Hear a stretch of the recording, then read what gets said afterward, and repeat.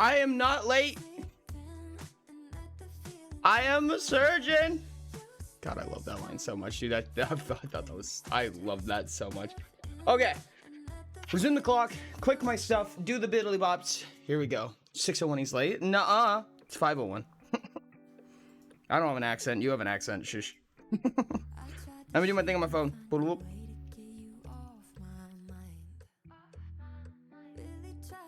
There we go. Okay. We can close all of this. Oriane, you're late. I'm not late. Yabba dabba dabba dabba. Hi, donut. Damn it, Nats. Congratulations, Nats, on the first. Hi, Let's monkey. fucking go.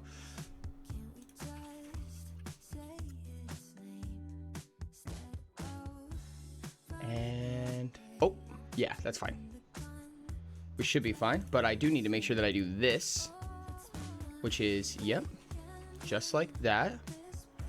And I got to do a little bit of setup here. Make sure that I have streamer mode on, because I know that someone's going to get real mad at me if I don't. And by someone, I mean everyone. Yeah.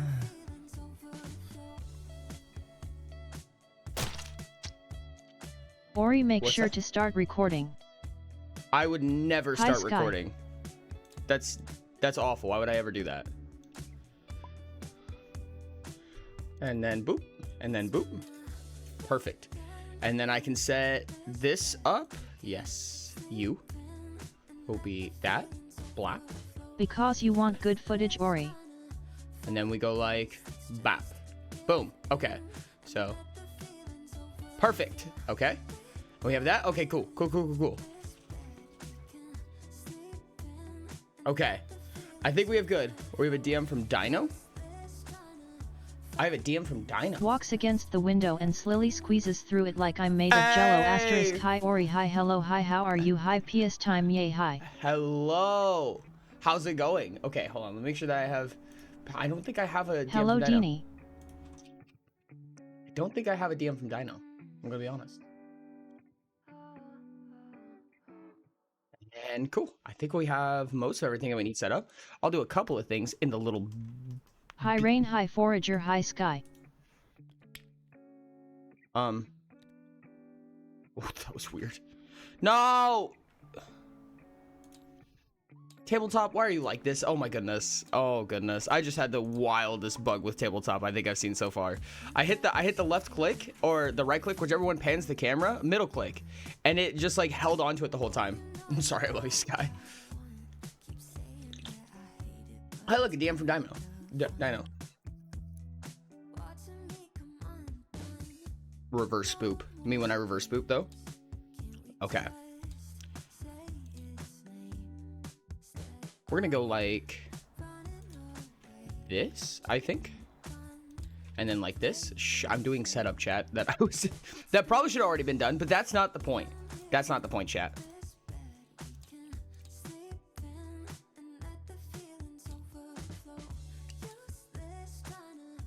Go like this. Reverse boop, poob. Not the poob. Hatred to you. Ori gets to take up 1/16 THS of my screen. Congrats, Ori. Thank you. I feel completely honored. 1/16 of your screen? Ugh, that's so much. You should probably have me take up less, honestly. And I will set myself to... Oh, not like that. Oh, not like that. Chat, I'm such a professional streamer. You have no idea how professional streamer I am.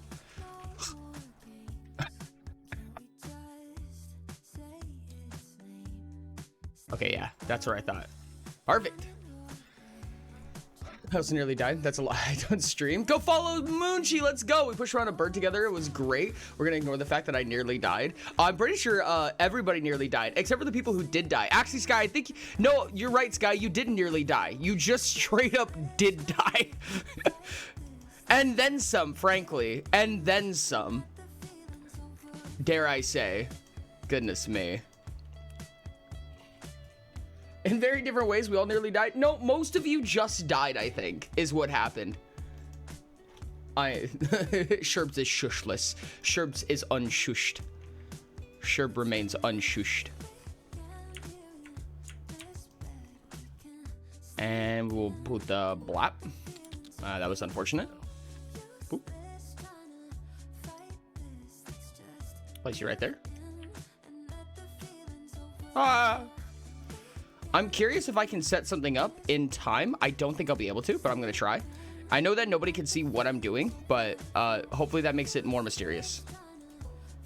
He said puta. Gasp! Biggest gasp. Chad, I hope you hear funny noises and you think, what the fuck is he up to? And then I'll never answer the question. We'll all just live in suspense for the rest of our lives. I mean, yeah, a lot of us did actually die, but we're alive now. So I just want you to know that if it weren't for the Adventurer's Guide, you would be dead, Sky. The Adventurer's Guide is the only thing that saved you.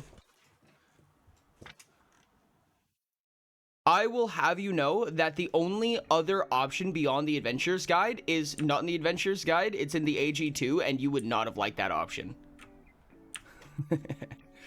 I will not give any more information towards that.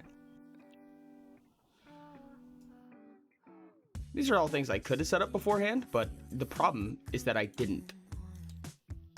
I did not nearly die, still 150 DHP. I said most of you. I said most of you, not all of you. That is true. Ty and Dino were the only two people who genuinely survived that encounter, which I find exceptionally funny. I'm gonna be real with you.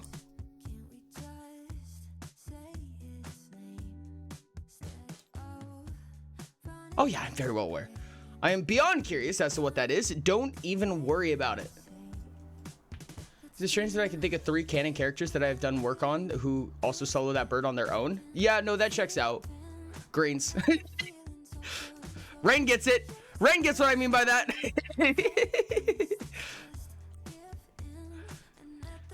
You would have died if Dino didn't survive. Even if you were conscious, you had no means of damaging the enemy and are incredibly slow. No, I think Ty would have escaped. I think that Ty would have made it out at the very least. If for no other reason than, I mean, at most, he had the highest HP pool and all he would have had to do is just tank a shot and then leave. Chat, for anyone who doesn't know what we're talking about right now, we're talking about what happened on stream yesterday. We did dynamic initiative testing and I had so much fun. I had so much fun personally. I thought it was a great time.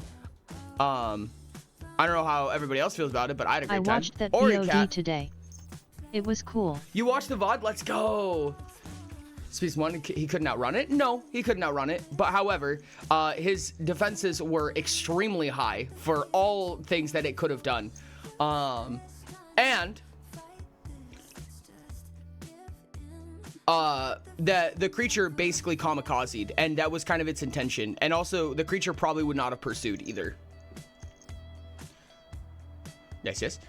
Oh, you have a flight speed of 3. Easy. Perfect. I'm not even gonna talk about its flight speed. It definitely doesn't have a flight speed of 40. Dynamic initiative testing was a blast. Honestly, it was wild, dude. And I cannot wait to put the Pious Return Party through that.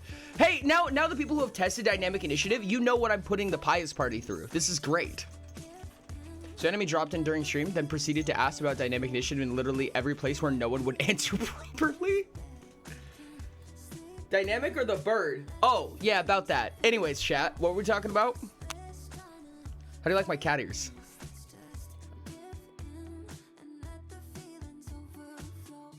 Fear, fear, fear, fear. There's nothing to fear, Rain. You'll be fine. Trust me. The dynamic testing rocked, and if we ever do it more, I'll be making more silly goobers. Dude, Coriander was so crazy, and I'm so happy that Coriander got such a cinematic moment there. I don't know about anybody else, dude, but I had fucking chills because of Coriander. I do not hate you. I do not hate anybody. In any case, have I made an appearance? See folks next time. So wait, does Ty now have the eco thing where Ty has a required 5 minutes of stream that they have to come to? Because if so, that's gonna be fucking hilarious. I'm so okay with this.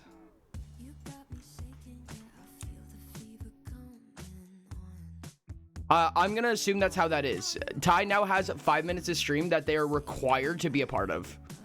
Any 5 minutes. That's just at some point they have a minimum of 5 minutes per stream. They have to make an appearance, say hello, hi, conversate for a little bit, and then they're free to leave. I started at first, I just haven't been sticking to it. Well, now we get to berate you. We're gonna be like, Ty, where's your 5 minutes? Where's Ty's 5 minutes? I don't think this is gonna work, chat. I really wish I could just have infinite character pieces, honestly. I wish I could have infinite character pieces. It's really difficult to find character pieces that we need super regularly, and I'm sad. The problem is that they might be somewhere in here, but my God, there's a lot to sift through. I will bully Ty. Let's go. Hi, what's up, Ments? I'm excited that I know what you're sending the bias party through. Next time I'll be running support, I think, as I need to build a different character. I'll be making Cerise. Over 10 fly speed. It'll be great. I love that so much. There's no search function? No, not really, because I don't know what any of these are named. I mean, most of these pieces I'm seeing for the first time, they all have not arbitrary names, but they're also in 22 different bags. At Diamond the Dino plushie, and you can only I want to search make one so bag much at a AG time. stuff. AG is just so cool. I think most of the time all I can really get is like a close one that just kind of doesn't ultimately do it justice at the end of the day, which I hate to do, and so I won't. Do one more search. Dude, I had so much fun with the AG. I'm actually so happy with how the AG landed on that session, dude. It made me feel good. It made me feel good about the AG. I had a couple of conversations with a few people about it, but it really does feel like Rick's pointed out at some point that it's like if you had just the core guide, like you would have like multiple people who essentially would have been the same build. You know what I mean? But because they had the AG, they had the ability to diversify and become unique and different characters, which I absolutely love. Honestly, that's exactly what I was hoping the AG would be able to accomplish. Wrap around the AG in the book, but I'm going to start having to ask things for once Dino gets back with the book. Oh, are you talking about for like AG mechanics and stuff?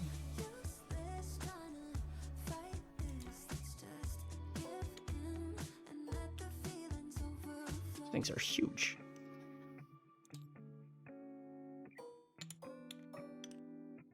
Oh, I hate using these. I hate using these, but we do what we gotta do. You guys definitely know what I'm talking about and can see the screen, and it's completely fine. Don't even worry about it. I don't know if you guys knew that.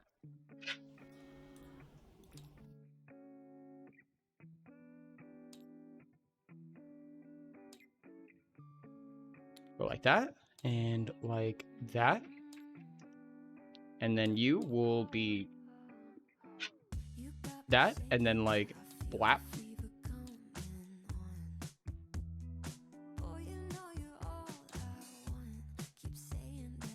Oh goodness, I hope I spelled that correctly.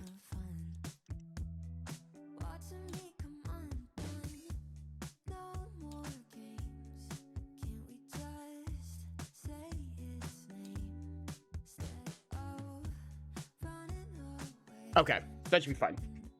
I know you can't see the screen. That was kind of the meme.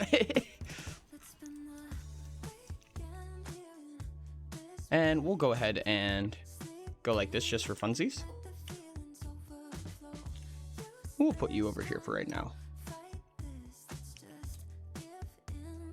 Oh goodness, chat, it's gonna be one of those. It's definitely gonna be one of those. I'm very excited. _heights the additional humor of me playing a character who requires several AG specific mechanics to even exist. Mm-hmm.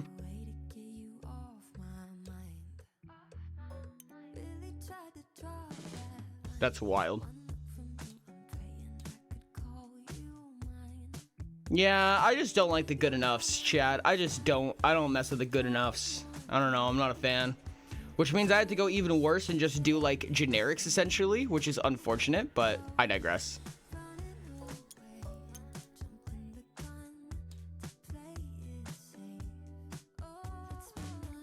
I discovered the reason for the static in my earbuds. Uh-oh. I mean, I'm glad you figured it out, but uh-oh.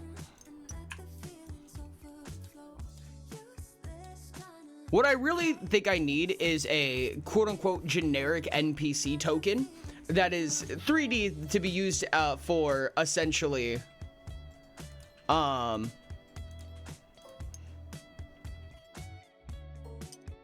that's to be used for tabletop simulator, you know what I mean? But just basically says like, hey, we don't have a character piece for this, so it's just like a dude, you know what I mean?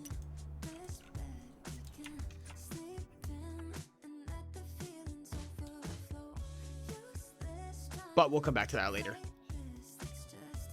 Or a question, if you have multiple points of fatigue from Battlecry, do they go away one time from rest all at once? It depends on the wording. I'll have to look at the wording to make sure. If it says that it goes away after you complete a rest, then they all go away at the same time. Unless fatigue but specifically states otherwise, fatigue actually might counteract that. According to Sherbs, only I can hear it, and the reason is because the static shows up when I speak or have anything making sound near the mic. Yeah, earbuds kind of be like that. These earbuds actually do that sometimes as well. I think for me personally, the important thing is that it's not coming through the mic, but it can be really difficult to test sound because there's static coming through the earbuds. A point of fatigue until you complete a rest, but the fatigue rules say they go away one by one. If fatigue overwrites it, then yes. Unless fatigue singles out the methods that are explained in the fatigue mechanic, then yes, they would happen one at a time. What's that? Make the generic NPC token just the same token, but with 27 different hats? God, I wish, dude. That'd be so funny.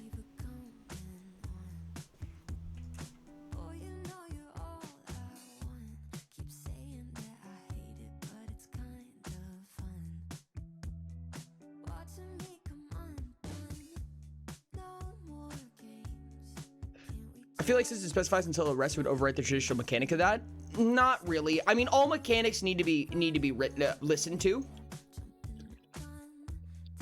GM discretion would change that, obviously. GMs are allowed to do whatever they want in way of that, but generically speaking, that part should probably go away then. What's that? What part should probably go away? I love how you guys can like watch the weather change and my lighting change accordingly. That's so funny, actually. But certainly, yet I would also assume they'd all disappear. Unless stated otherwise, it means directly. Well, how else would it go away? How else would you lose the fatigue? That's the problem, is that any normal point of fatigue goes away once per rest, but you can only remove 1 point of fatigue that way.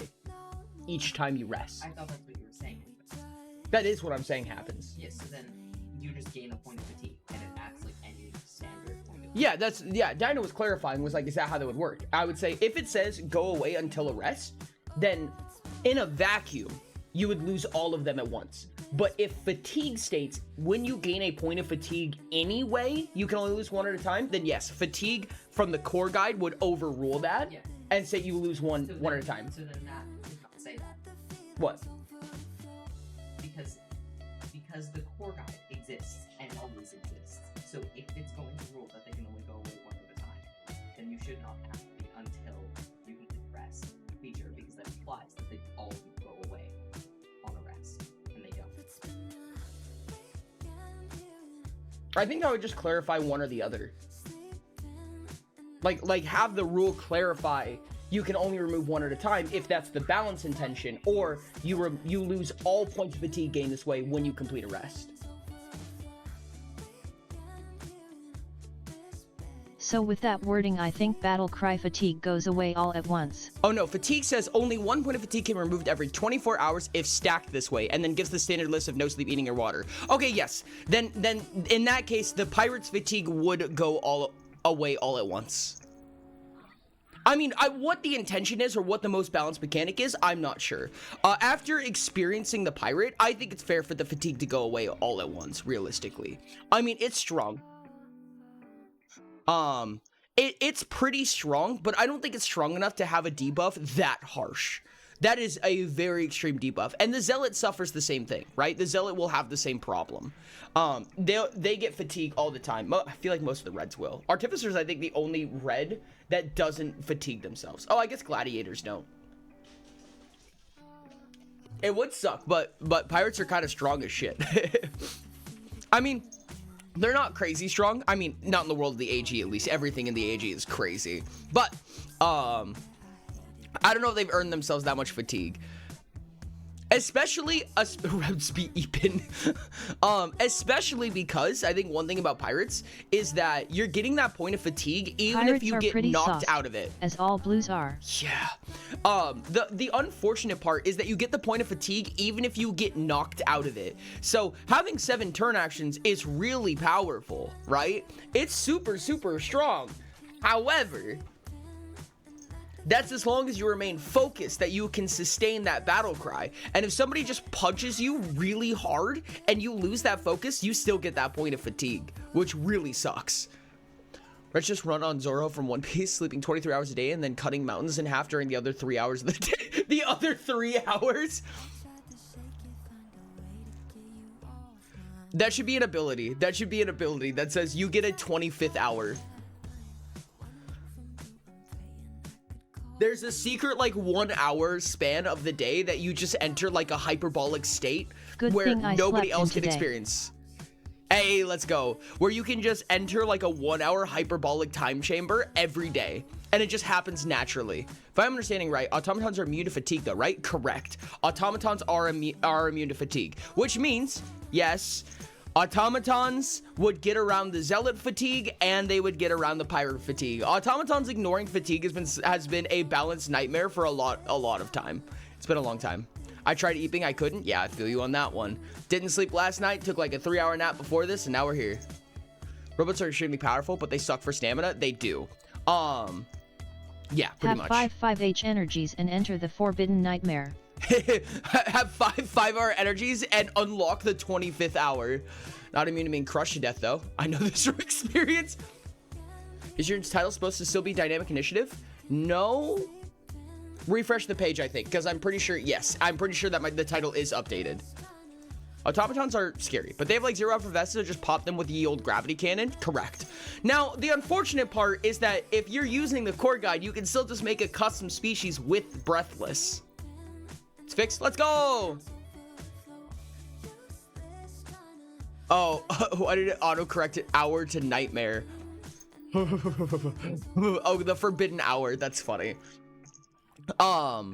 No, but you can just make a species with Breathless, and they can be automatons, but without all the downsides of being an automaton, other than not being able to take the deep breath action. But there's a lot of ways to substitute that stamina.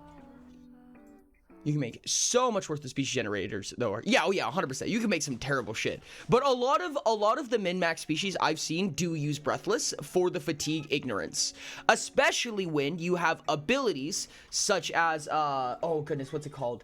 Exhausting. I will say though, automatons make lovely tank mages. I love automaton mages, dude. I want to build a robot specifically for the sake of casting spells. Galaxy 3000 just cheered 100 bits. I throw my bits at...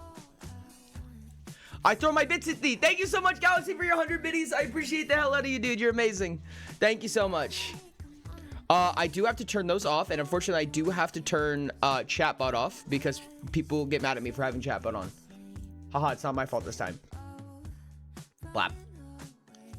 Remind me to turn that on. Remind me to turn that back on. I will also have to turn off the little beedaloo. Yeah, that one. Oh, never mind. I won't have to turn these off. Nice Falling just cheered 100 bits. They will automatically turn off well. when I change the thingies.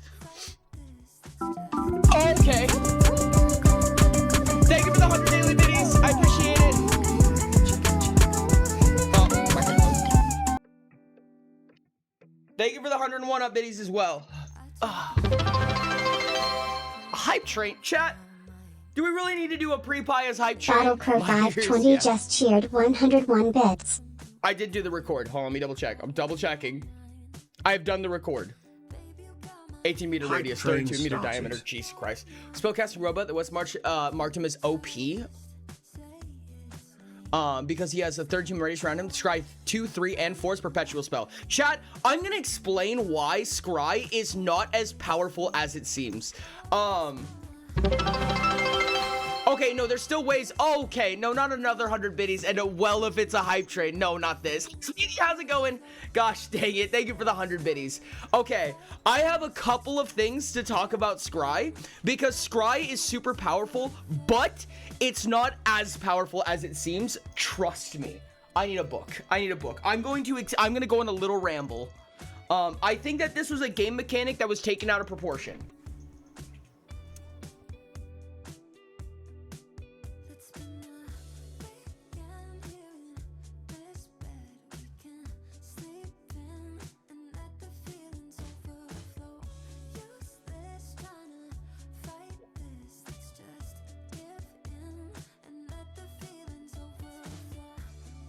You just backhanding this dude with $1 bills is so funny. Like God intended.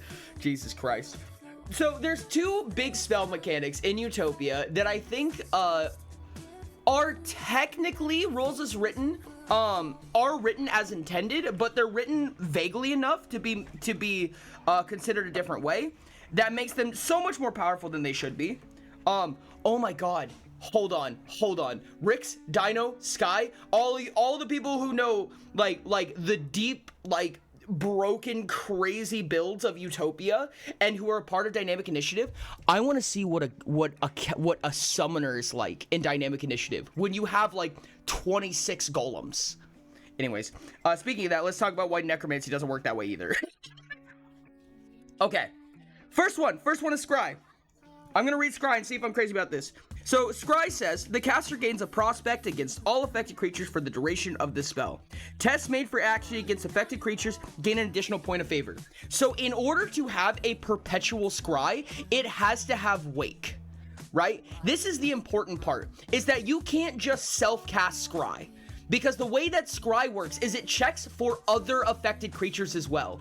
So you can't just perpetual Scry unless it's targeting against a specific person or you have Wake in order to constantly target everything around you. Okay, that was the first one. The other one that is not stated but was intended is that you can only have one prospect at a time, which means that if you get another prospect, it overwrites the other one and you take the most recent.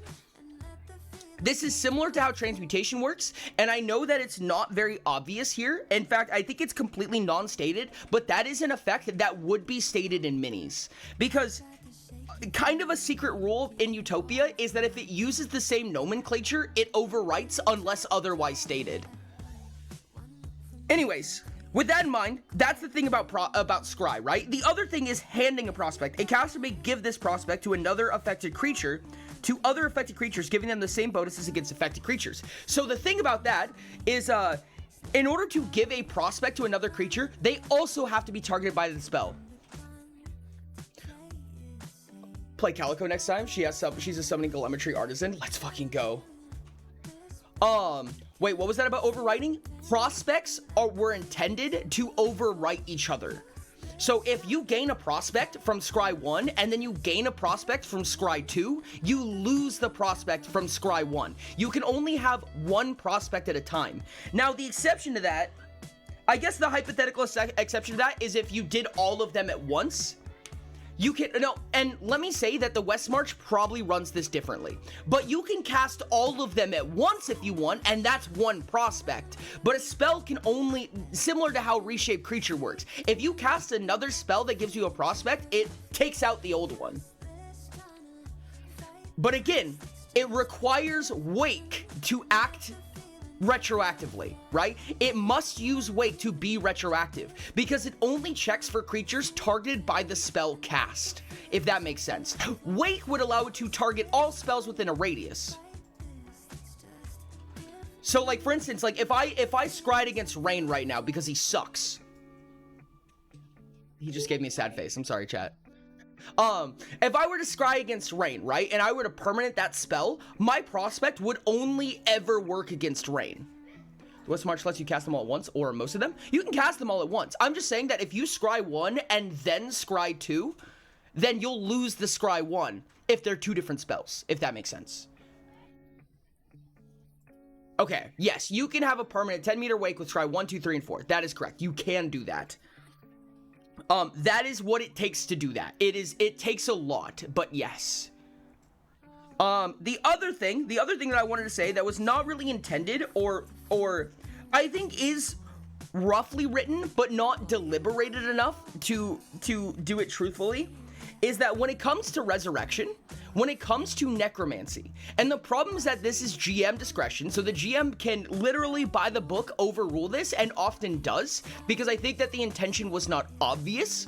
But when it comes to necromancy, if you use Kindle, it should have the psyche feature, you know, like how golems do and how animated trinkets do and animated furniture does.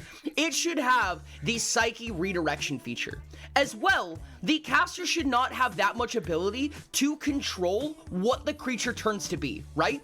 If you animate a pile of rocks with a DR45 Kindle, you're gonna get a DR5 animated trinket, at least if I'm GMing, right? It doesn't matter how much you put into that spell. The point is that you didn't give the spell a good enough body to do anything with that. You know what I mean? So the 3 constructs, or the 4 or 5 constructs that exist in the book, were the intended outcomes of Kindle and Resurrect. Those are the intended outcomes of those, right? You can't just generate a stat block. And hopefully, Telemetry will explain that, right? Where Telemetry is like, hey, here's what it takes to craft a body. You know what I mean? To customize the body you want. Then people will hopefully be like, I can't just do that normally. I don't know anybody in specific who does that. I've just seen conversation about that. But Necromancy should not be as powerful as it has been, in my experience. Now, don't get me wrong, there's obviously a lot of strength in just running, 26 little duders, even if they're animated trinkets or animated furniture. Having 26 of them is strong.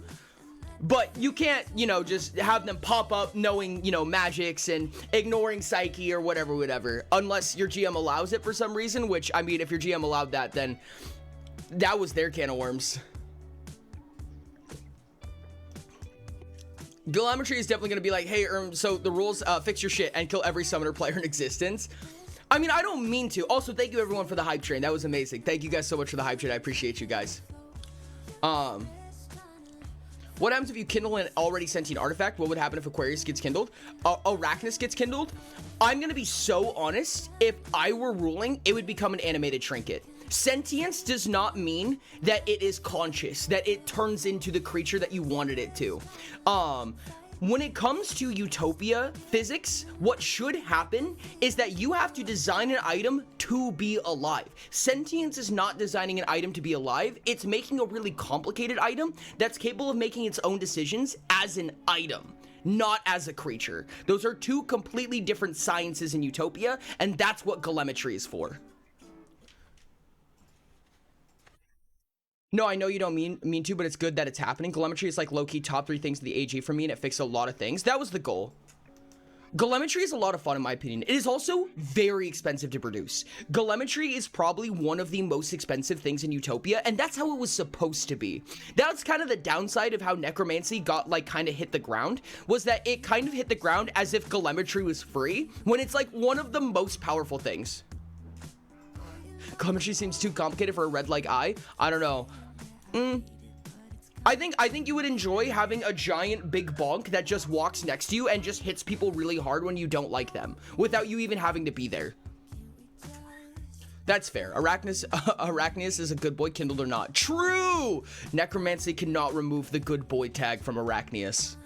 I mean, it should be expensive to fucking build a dragon. Although I will wait the day, I do await the day that somebody does actually deadass build a dragon. Also, can I just say, it makes Braid's familiar Brutus. It makes sense. What did it take to make Brutus? We can actually calculate this now. Holy shit, I want an autonomous big bonk. That's what I'm saying. Hey, Eco, have you ever heard of artificers? That was a meme that 2 people are gonna understand. That's okay though. And it'll be like Rain. Rain will get it. He just thumbs up to me. No, I'm scared. Perfect. Duly noted. All right, chat. I think we have a session to play or something. From what I hear. Okay, chat. I'm gonna get started. Which means that I'm not gonna be able to read chat nearly as much. I'm not gonna be able to pay attention to chat nearly as much. It is Pies today. It is the final session 0. Pies time, chat. Lock the fuck in. I'm very excited for this. I think that I would hazard to say, so I do want to warn you guys. I'm warning you guys. Yes, we will not be responding redeems during session. I will not respond to redeems during session. If I fail to respond to something and I can later, I'll try, but I am not giving any promises to that. I did a sneaky to get access. Ooh, interesting. So this session will likely be shorter. This will likely be a shorter stream, chat. I'm just giving you a heads up. We're putting 2 session 0s into 1, which means we basically have a session 0. That's basically all of stream today. So no idea when it's going to end, but it might be a bit.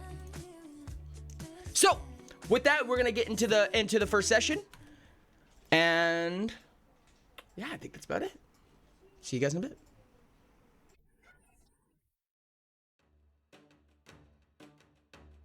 Whoops, wrong one.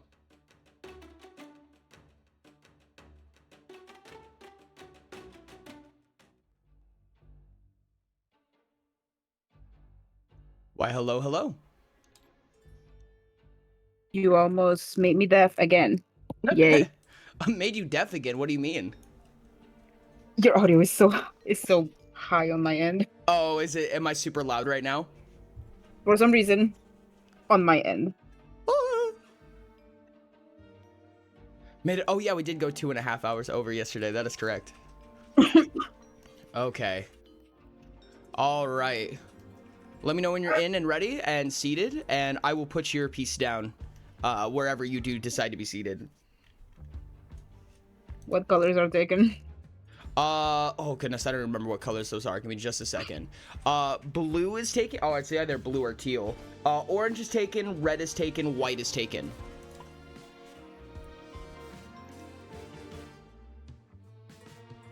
Let's do a 50-50 and see if teal is taken.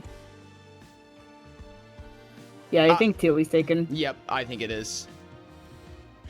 Blue it is. Blue it is. All right. Yay. Can I have my character sheet here? Yes. Oh. I need to place it myself. Yes, you do. Do you have it in your saved objects? Yes, I do. Okay. Perfect. Thank you. We're gonna have a couple character sheets that we need to put down still. And the items. I know I have items. Perfect. For some reason, they're backwards. Upside down. Okay. Let me know when you're ready. Yeah, I'm ready. Okay.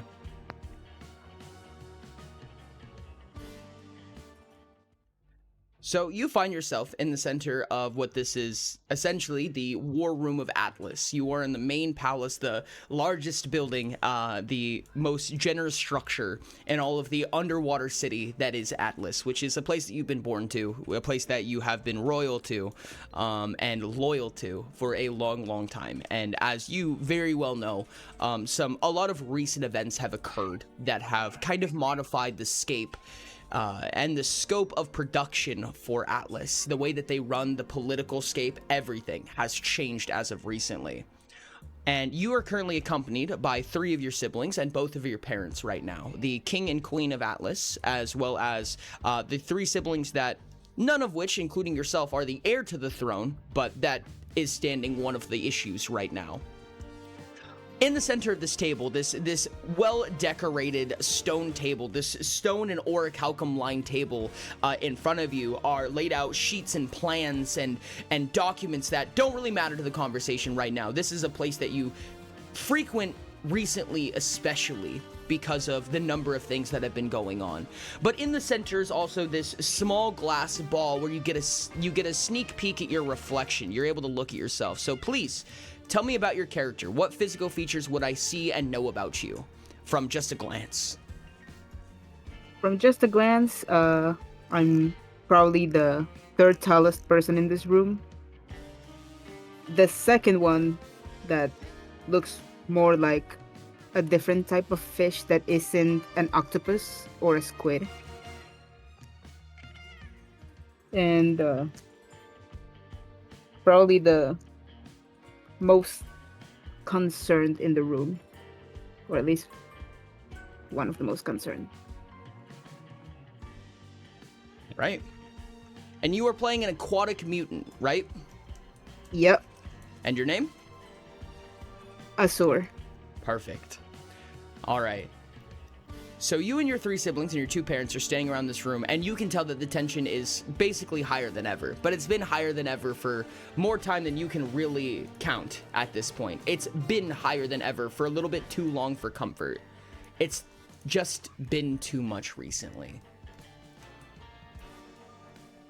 So, your parents, specifically your mother Athena, begins to speak up and says, the Maelstrom has been spotted. Chimeros has become something of a hotspot recently, and many diplomats of Atlas and others have heard that it's not just raw power, but something far beyond what Atlas has ever seen. And you can tell that she's kind of running out of breath at this point. Like, this is a conversation that she's repeated, not necessarily about the Maelstrom. You've heard about the Maelstrom, but you can tell that the subject at hand is about to pop up, and she's just not really ready for it at this point. Talking about it again is not seemingly her strong suit. Atlas is struggling right now. The mineral reserves have hit a rough spot, and Neptune is gone. And that was the moment that really just like put the dagger between her eyes. And everyone kind of gives their tensious glare. You can see that most of your siblings are either furious, tentative, or anxious at this point. Regardless of the implications of that, Atlas is weak right now. And that's not something that we can stand with. So, two things need to be done. Somebody needs to make their way to Chimeros, whoever that may be, to scope out what's happening in the Maelstrom and meet the other diplomats of the other regions. Carefully. Very carefully, in fact. We are in no position to be taking commands or making orders right now.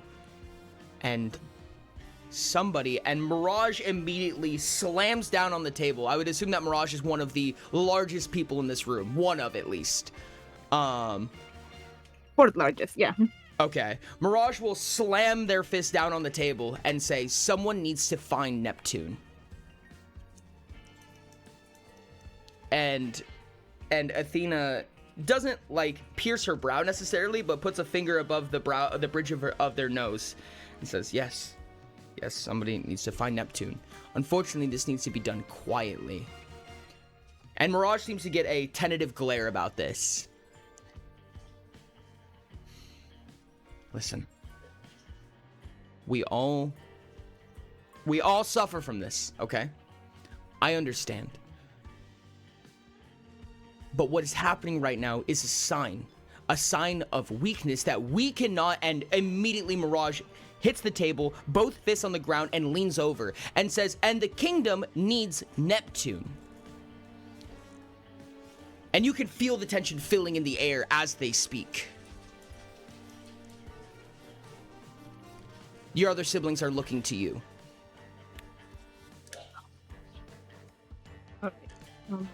Mother, if I may speak.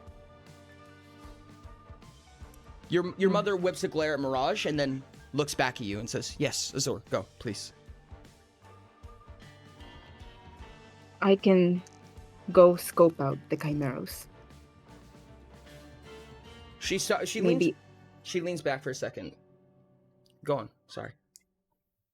Maybe I can also start gathering any sort of clue of, Neptune's whereabouts. But, of course, I can go also just go into Chimeros and check the Maelstrom station. And Mirage steps forward and says, and while that's happening, I'll find Neptune. Yeah. And Athena steps back for a second and kind of brushes her chin. Go ahead.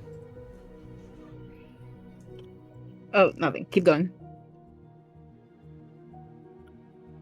Athena puts hands on her hips and says, it's not that simple. Mirage, you know that, and I fear that you may not listen to me when I say that. These missions are not onslaughts. These missions are quiet.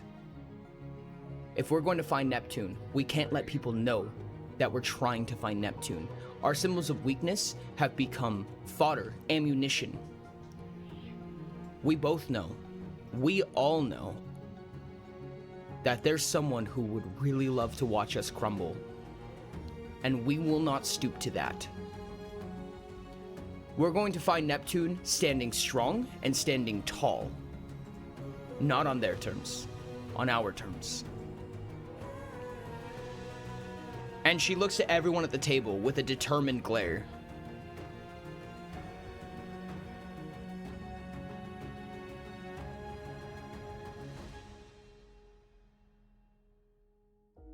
Are you sure you're ready for this, Azure? I'm very sure about this. We can send scouts.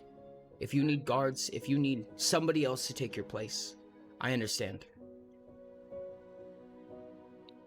I will be going myself. Okay. Is there anyone you'd like to bring with you?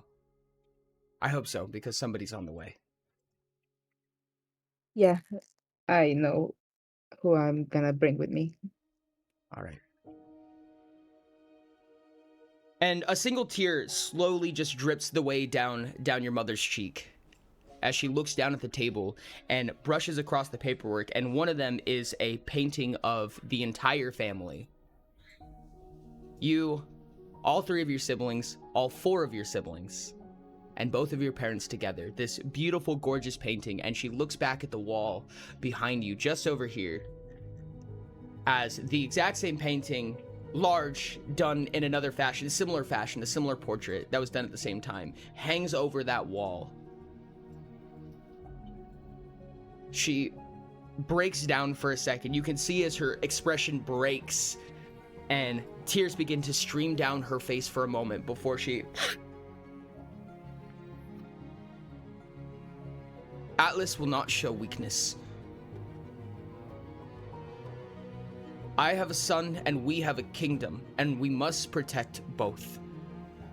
We do not make sacrifices here.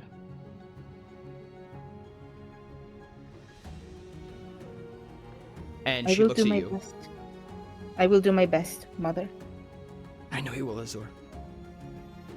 And she looks at Mirage.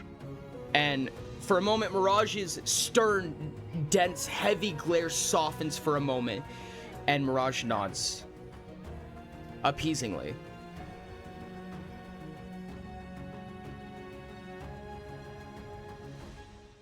We're going to find Neptune. There's no question. We're going to. And she stops for a moment and walks around the table as she clears off both of her eyes and makes their way out the door. Normally you would have what is a departing call in a meeting like this. You would have basically a meeting's end, but they seem to just be excusing themselves either for the restroom or for not being here, as the emotional toll that's happened to Athena, it has been increasing and getting worse and worse over time, as you can very easily tell. But they always come back. Athena always makes their way back. In fact, Athena has been spearheading this for some time now.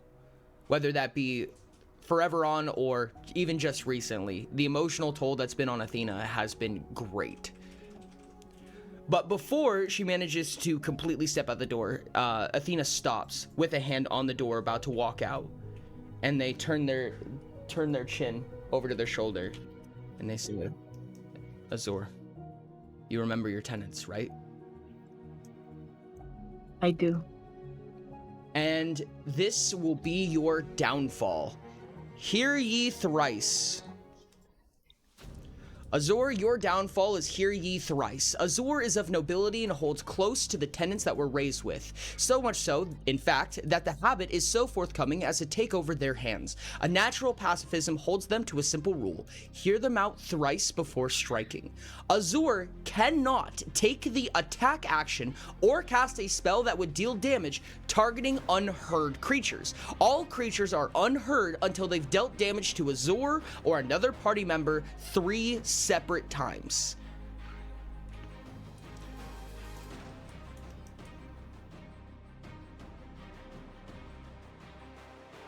Athena, with a hand on the door, nods to you and says, I'm ready. I hope you're ready. It's time that we save Atlas. And they throw open the doors and they walk out.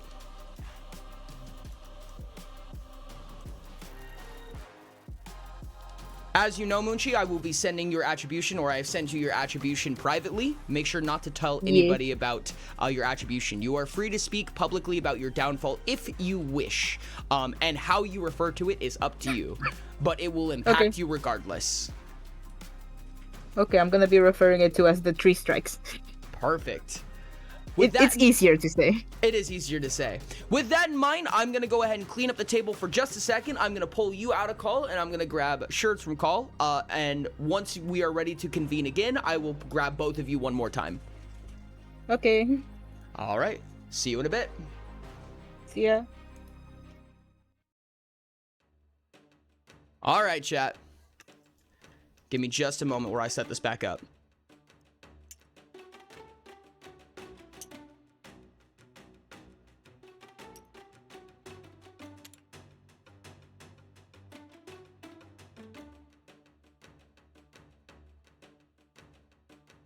Hooray. Hooray indeed.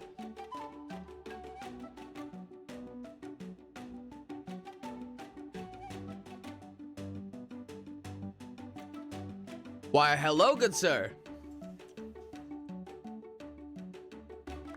Oh, I don't think I can hear you right now. I forgot to untap my mic. That'll do it. Welcome in. How are you doing? I'm doing quite all right. Welcome to Session 0 Pirate's Return. You've been the most patient mechanically, statistically, forcefully. Not, I was gonna say not entirely. We have another individual whose turn was taken. I wonder what happened there. I could not imagine a thing. Maybe there will be a reason. Maybe there will be a response to that one day. But I don't know. I just work here. I'm gonna go ahead and invite you to this table.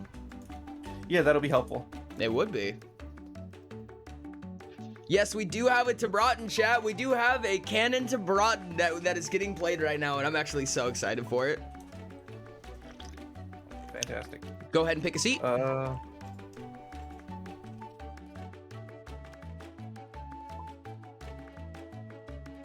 think I'll take the one I had last time. Cool. Wait, you mean the GM seat? Hold on, I need that. No. No. Oh wait, no, I had the brown seat before. Never mind. Sure, just like, I'll take the same seat as I had last time, and then punches me in the face and takes over as Paya's return. Plot twist. I'm not gonna lie. I did try to promote myself just now. That would be so funny, man. It. I wish you were here right now. You could be like, I'm gonna take the seat I had last time, and then you just pull me, you just throw me out of the room. Oh, unfortunately, that seat was taken. I apologize. Oh. Oh, I know. Moochie actually also tried to take that seat. What, brown or blue? Teal. Blue and teal are both taken. White is taken. I believe, if I remember correctly, orange and red are taken.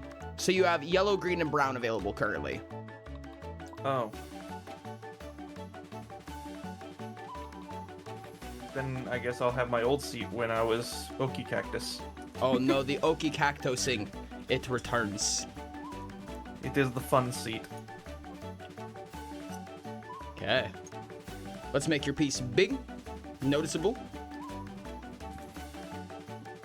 Also, quick emphasis that this piece was also made by Munchi. Mm-hmm. Just to prove that it could be done.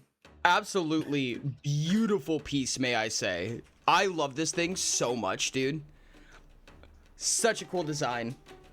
This is the type of thing, I wish that we could have one of these for every single character in this campaign. Yeah, that would be hell of expensive. Yeah, that's usually the downside. But absolutely Just amazing for stuff. every NPC we could have come across. No. No. Would be nice though. Would be nice though. Oh, agreed. You ready for your session 0? As ready as I'm gonna be. All right, perfect. Well, you are currently basically just swimming through the waters right now. You had recently gotten off a ship. You are deep in Atlas waters. You are entering Atlas territory. You are not necessarily within city limits yet, but you're kind of entering their dominion up to this point, as you've recently been called upon a mission from an old friend of yours, as I'm sure you know the name of.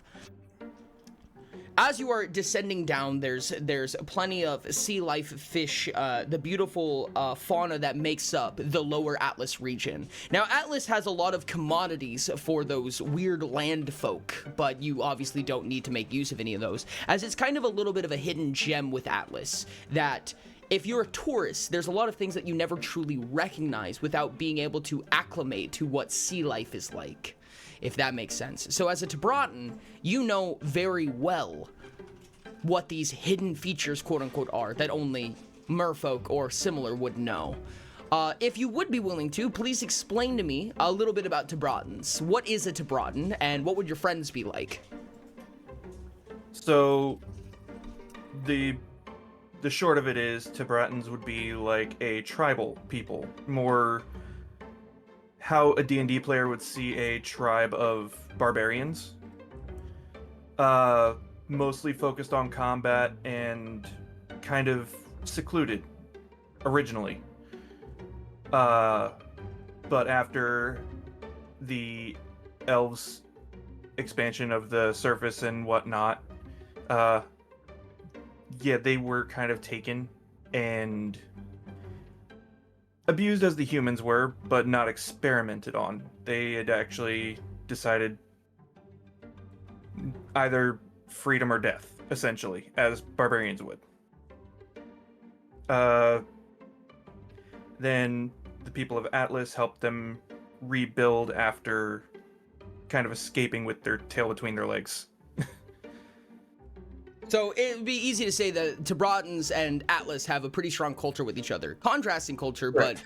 but a very respectful culture with one another. Correct, like where they would teach Tibetans the basics of their society, Tibetans would teach or perform as guardians. Which is very similar to what's happening right now. As you are swimming down at this, you have two people accompanying you, and they are both very people that you know and perhaps even respect, but not people that you know well, hypothetically. You have two Tibetans that you know the name of and have met a few times, but none that are your closest friends, I would say. Kind of basically just two escorts, quote unquote. More of a formality than anything, but... or at least that's what they call it. What other type of Tibetans are there? What type of Tibetan are you, and what other types are there? So I am a brutal Tibetan, which are not, like, most of the time, and I mean that most of the time, sharks. There are also radial Tibetans, which are closer to dolphin-esque creatures. And then there's the Grand Tibetans, which are typically the chiefs of whatever tribe they are in. And they are typically close to, if not blatantly, whales. Perfect. Well, you're getting escorted by these two right now. And up to this point, they have kind of been bullying you, essentially. The beautiful landscape of Atlas is kind of beseeched upon you up to this point. And a small, reflective fish swims by, and there's a school leading up behind it. But for just a moment, just by looking in its gigantic eye, you're able to see your reflection for a moment. So if you would, could you tell me any physical features I would learn about you just from a glance? Yes. Compared to most... I apologize, my brain is going. Compared to most brutal Tibetans, which would be considered on the tall side for most other humanoid races, my character is more of a runt, as you would say. He's the Ori of his people. Oh, God dang it. Son of a shit. But there is also cause for that. He is a thresher shark. For those that do not know, a thresher shark is on the smaller side for most sharks as well, but most of the length of the thresher shark goes into their tail, which they use for quick assassinations and stunning targets. Wonderful. Well, as you are swimming down to the ground level of Atlas, now you're pretty high above. I mean, no more than like 10, 20 meters up, and you're kind of looking down at this shining pearl of a city that is Atlas and all of the beautiful flora and fauna beneath you. You're kind of making your way down at a lower trajectory, and these guys are kind of punching you side to side. They're kind of wailing on you a little bit. I mean, it's light, but it kind of hurts. And they're like, "Oh, big man's on a mission, huh?" Just a very deep sigh. I don't think he's ready. Oh, I don't think so either, bud. And they have just been berating you pretty much up to this point all the way here. It's been a long car ride. And at one point, after a little bit of awkward silence, and by awkward silence, I mean them talking to each other and you silent unto yourself, they go, "You really feeling ready for this, boyo?" Yes. Yes, I am. I don't know if you look that ready. Here, give me a swift punch right in the chest, right here. Come on, give me a good one. And they basically stop. You know, you're like 10 meters up from touching the gates, and they stop and they halt, and they give you one good punch right here. Come on. Do you one better? I just turn to face the other guy and just slap the other one upside the back of the head with my tail. All right, perfect. Go ahead and make a damage roll for me. That would be 1d8. Yep. Let me... Blink.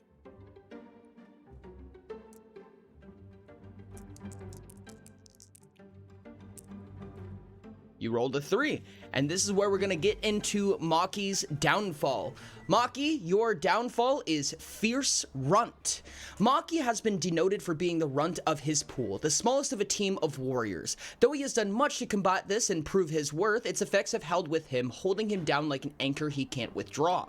Whenever Maki targets a creature of a larger size category than him with an effect, he cannot roll higher than half the maximum of each die. When Maki attempts to block or dodge an attack against a creature that is of larger size category than him, he cannot roll below half of the maximum of each die rounded down. So you get a buff to evasion, but you get a debuff to attacking and direct effects. The modifiers stay the same? Or The modifiers- is it after calculation? The modifiers do stay the same. So it's just the dice that can't roll above half, or in dodging and blocking's cases below half. And as you go to swing your tail at this Sabratin, they kind of get like a little hit on the face, like kind of like lower chest, upper shoulder, lower face. And you have a wide tail, so you're able to get a good area on them. They kind of turn and go, "Well, that tickled. Oh, this is gonna be a tough one for you, boyo." I'm just gonna kind of narrow my eyes at them as like, we'll see. And slowly you guys begin to approach the ground, touch down in front of these gates of Atlas. And you've been here before, but something about it feels a little bit different this time. There feels like there's more purpose, meaning, almost a calling here that you haven't had before, that wasn't there the last time you were here. But as that happens, one of the Tabratans puts a hand on your shoulder. Kind of a warm, embracing hand. I mean, this is a tough, sturdy hand, no less, of somebody who's basically been berating you this whole time, but you feel a sense of sincerity coming from them as they turn you around, grab you by both your shoulders, spin you, and say, "Hey, whatever happens, play it cool down there. Do your best, man." Right. I appreciate it. The Tabratan behind them is like basically thumbs up, nodding aggressively, like smiling, like, yeah, do that. And he spins you back around, taps you on the back, like the middle of your back, and basically just shunts you into Atlas, where you almost headbutt into Azure, who is waiting at the front for you. And give me just a moment while I go ahead and grab Azure back.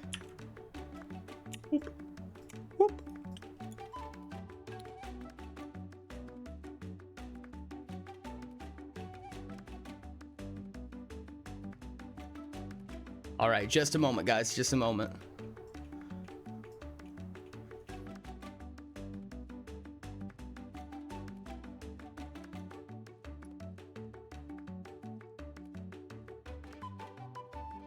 Why, hello. Bless you. I'm fine. I'm still a little sick. All right. The, It's been what, 2 weeks? the first time so far that we've had 2 characters at the same time. This is crazy. This is absolutely insane.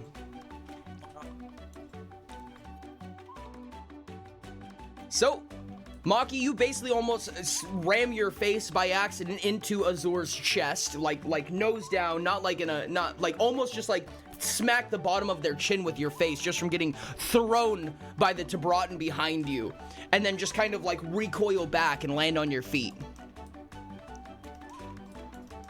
And the 2 Tibratans, Azure, you see Maki in front of you, and the 2 Tibratans behind them with 2 thumbs up each, just going like, shaking their head vigorously as they slowly float away backwards into the sunset, essentially.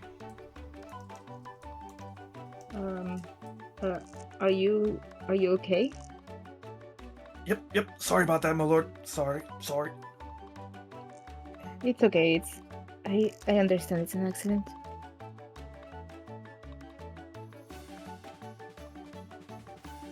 And one of the guards, a handful of guards, one in specific, kind of makes their way to you and slowly begins to approach, waiting for you to depart. You are free to take a little bit of time if you wish, but they're just going to be waiting patiently for you.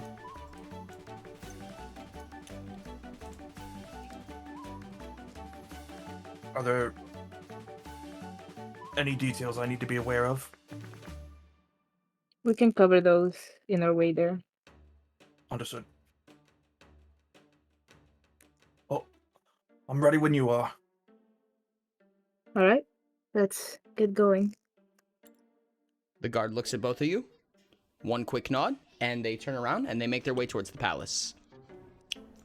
Now, as you guys are kind of making your way through, the guards here have a shimmering deep red metal that is adorned with all types of sea paraphernalia of different varieties. Atlas is, above all else, beautiful. Atlas is a gorgeous city to behold. And as I was telling Maki, there's a lot of things about Atlas that you would never know if you came from land. If you do not live and exist and breathe in the sea, then there's a lot of things in Atlas that you will miss. And both of you kind of take a second to behold together the greater beauties of Atlas from the perspective of somebody who's been here, who knows those luxuries, who recognizes this culture. You guys will be taking a moment to basically set up the ship. So the guard will usher you over to what this ship boarding is going to be. But they say that it's going to take about an hour. So you guys have 1 hour in Atlas if you are free to explore, talk to anybody, anything that you may have interest in. When you are ready to leave, or when you're ready to board the ship specifically, let me know, and we will skip forward to when it is time to go. Do you want to explore, Sherp? I'm just making sure on this one. We are starting at 24, correct, Ori? Yes, you guys will be starting at level 24. That is correct. Yeah, Okay. I wasn't wrong. Yeah, I'm making sure I got all my money and items and whatnot in order as well, because I forgot to check that. It says I have 5 items of common. Sounds about right. And for some reason, the top says I have 176 left. I don't know if that was from the last session we did or... 176 left. You should have that. That's roughly about how much you would have. Okay. You should have started with about 400 silver pieces. So, 5 common wouldn't break bank by any means. Okay. I mean, if that's the case, there's probably room to, No, I'll probably hold off on that and keep some money. Okay. Is there anything about Atlas you would like to explore, ask questions about, or further exemplify? I actually don't know too much about Atlas myself. So, as you guys are kind of just making your way around town, let me ask you, what is your guys' connection with each other? I am a guard. I am specifically Azure's guard. Yeah. As a few people in chat would know, Nepi's trainers, so to speak. I believe I mean, Moochie those two were posted the art. those two were his guards too. Yeah, but they were also the trainers. Yeah. So, I am, as of the same, a guard to Azure. Except for the training part, I think. Yes. As you are older than me. Yeah, we've still known each other for long enough, but not long enough to be my trainer. Correct. I don't know if I have this actually. Give me just a second. Well, I'm gonna throw you guys in a little bit of a situation. Give me just a quick moment. I thought I had something ready. Shocker, I didn't. Blap. Silly Ori.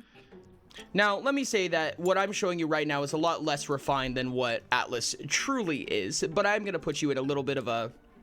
In fact, the tavern that you're entering right now is much more regal by design than what's showing on these pieces right now.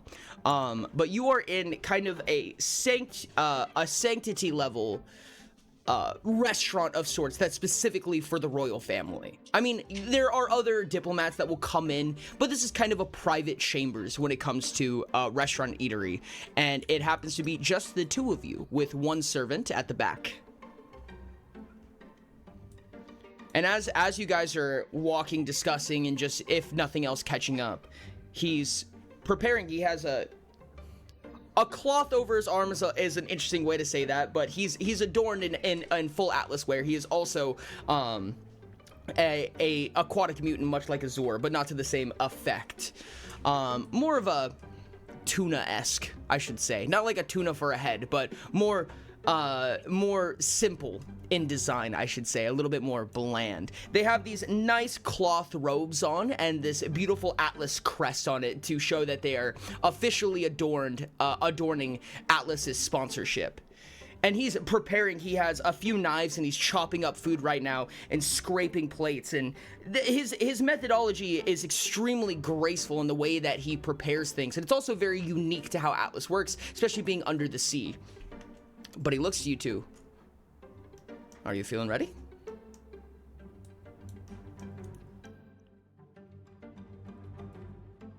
Big day ahead of you, from what I hear. Yeah.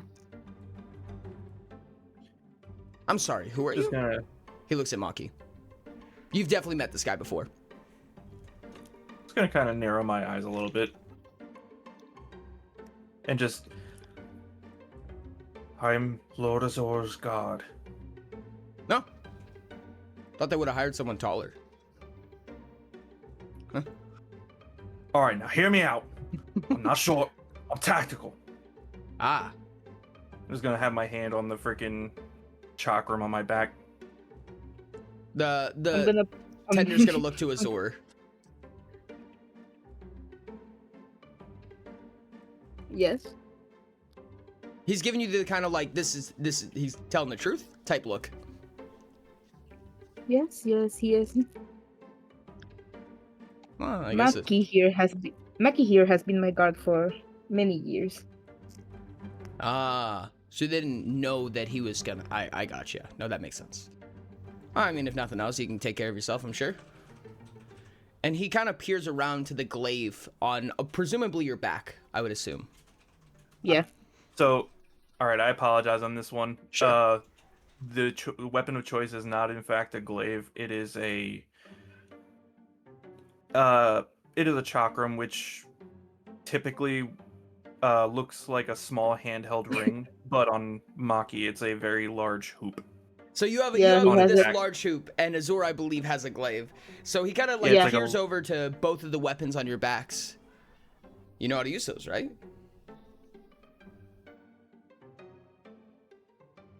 Yes. And he You chops know up. we get trained since very young. Yeah, but training isn't field work. I was a veteran myself some time ago. I used to be in the military before I did this. I'm gonna look over at Maki and ask, do you want something? My treat. Aside from a smack to his noggin? Now. We use words first.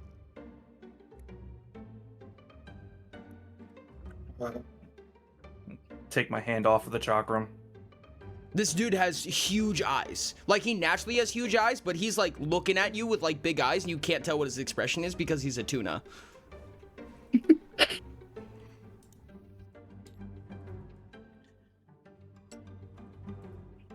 I'm fine with whatever they have.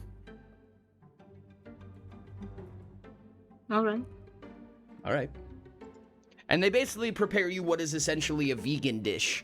I mean, it's mostly just fruits and bounties that you would find across the farms of Atlas or the plantations of Atlas, essentially. Mostly vegetation of various types, and they hand it to you. Azure, this is not something that you would be uncommon to. That's not to say that it's the only thing you would eat, but it's something that you would partake in normally. Maki, this is unlike anything that you would probably ever be served. First of all, it's extremely delicate, extremely small portion size, and there's no meat in it, which is odd that people would do that.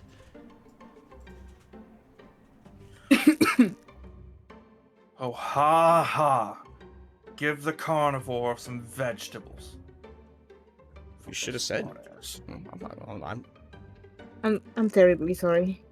Said anything we serve.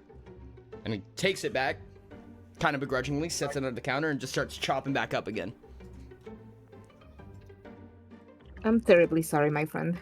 I forgot to mention that. No sweat off my back. I get paid by the hour. And he just keeps chopping. I'm just gonna look back and forth between the two of them for. Was that not a poke? No. Shit. And then he prepares something up, and then he slams something down at the table, which is basically this, like, probably the size of, if you were to put both of your fists together, like elbow to elbow sized fillet of this giant, what is essentially a large salmon of sorts. Sets it down, completely chopped up, again, completely refined. There's no more tiny portion sizes. This thing is huge. It's decorated, and it smells phenomenal. You're just gonna see the entire, like, front of Maki's snout just, like, twitching.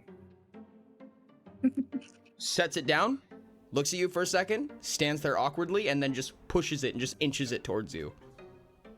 And then he's gonna pull the salad back out from beneath the table, set it in front of Azure, and then look at Azure, and then look at Maki and go, it was a little bit of a poke. Fucking know it! And then I'm just gonna start digging in like a barbarian. Absolutely. That trip was probably about 8 hours, and there was no eating in that time, so.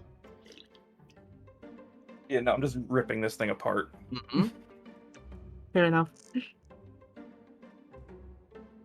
He stands there patiently and just waits. And anytime that the moment that you finish your plate, he immediately just snatches them up from you. Just cleans everything off. He goes over into the back room. He is extremely precise in his movements. You can tell this dude is actually extremely trained. Is there anything you want to know before you go?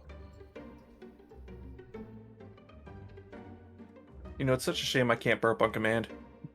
He's so nice right now. Be so nice right now. Let's pretend you did. Nope, I can't do it. I lose my ability to do that on command. I was gonna like pause for a moment with a little piece still in my hand and just look at this. Oh, right. Menace. Sorry. It's okay. It's amusing. And just gonna like nibble on the last bit while they're talking. You just have a little bone. Yep. And as this happens, he's gonna go down below his counter and he's gonna pull out a small bag, kind of not a bag, more of a box, an encrusted small chest which, as Azure knows, is where they hold money, and basically hands it out to Azure, and takes one of Azure's hands, sets the chest in, and puts his hand on top of it, and says, "For the road, take care of yourself. This is from your parents." Oh, thank you. Inside is going to be a silver bar. It's not a huge silver bar, but it's a trade bar. Essentially, it's a mercantile thing, and it's worth 200 silver pieces. Bless you. Yeah, that's appropriate reaction. You can trade it directly as if it was currency. It actively works as currency. It's basically it's a good bar. Let me add that to my silver pieces then. That leaves me at 2 silver pieces away from 300 again. Oh, amazing. Correct me if I'm wrong, Sherbs, but I presume that Maki is probably more akin to... They use silver pieces, I'm sure, but probably are more akin to bartering. Correct. So, you don't really have any specific reaction to a silver bar other than it being shiny? Like, maybe it would make a good weapon? Makes a good brick. It's a good paperweight. It's a big paperweight. I don't know why you need a paperweight that big. And is there anything else you guys would like to do in the remaining hour that you have in Atlas, or roughly half hour now?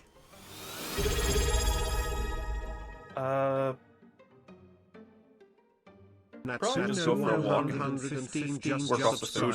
30 months. Yeah. 30 months. Wow. The rules to this I have no idea. Give me just a second, I'm sorry. Could you say that one more time for me? Go for a walk and work off the food. Absolutely. So you guys go ahead and head out, and you make your way for a walk/swim. And one thing that you notice is that one of the defining features of Atlas is that it's a very tiered city, right? And when I say that, I mean like it's layered. Now, there's no easy way to walk up the various layers of Atlas. So that is to say that any one building will have 3 or 4 quote-unquote levels about it. So there will be, but they'll all line up with each other, right? So like the second story of each building in Atlas, even ignoring the terrain, they all line up with each other. Same with the third stories, the fourth stories. The architecture is very, very by design the way that they do that. But it's done in such a way with the natural filter that there's no elevators, right? There's barely even stairs that lead up, and most of the stairs are very precarious, hidden, not very easy to find because they're designed for the people who can swim. The most defining color of Atlas is usually a dark red, at least when it comes to construction features, right? So you have these dark gray stonework and light sandstones that complement each other, generally very artistic ways, and usually a dark red accent that is orichalcum, which is one of Atlas's defining mineral exports. And by exports, I mean they don't really export it, they usually keep it to themselves, as Atlas is quite the isolationist state.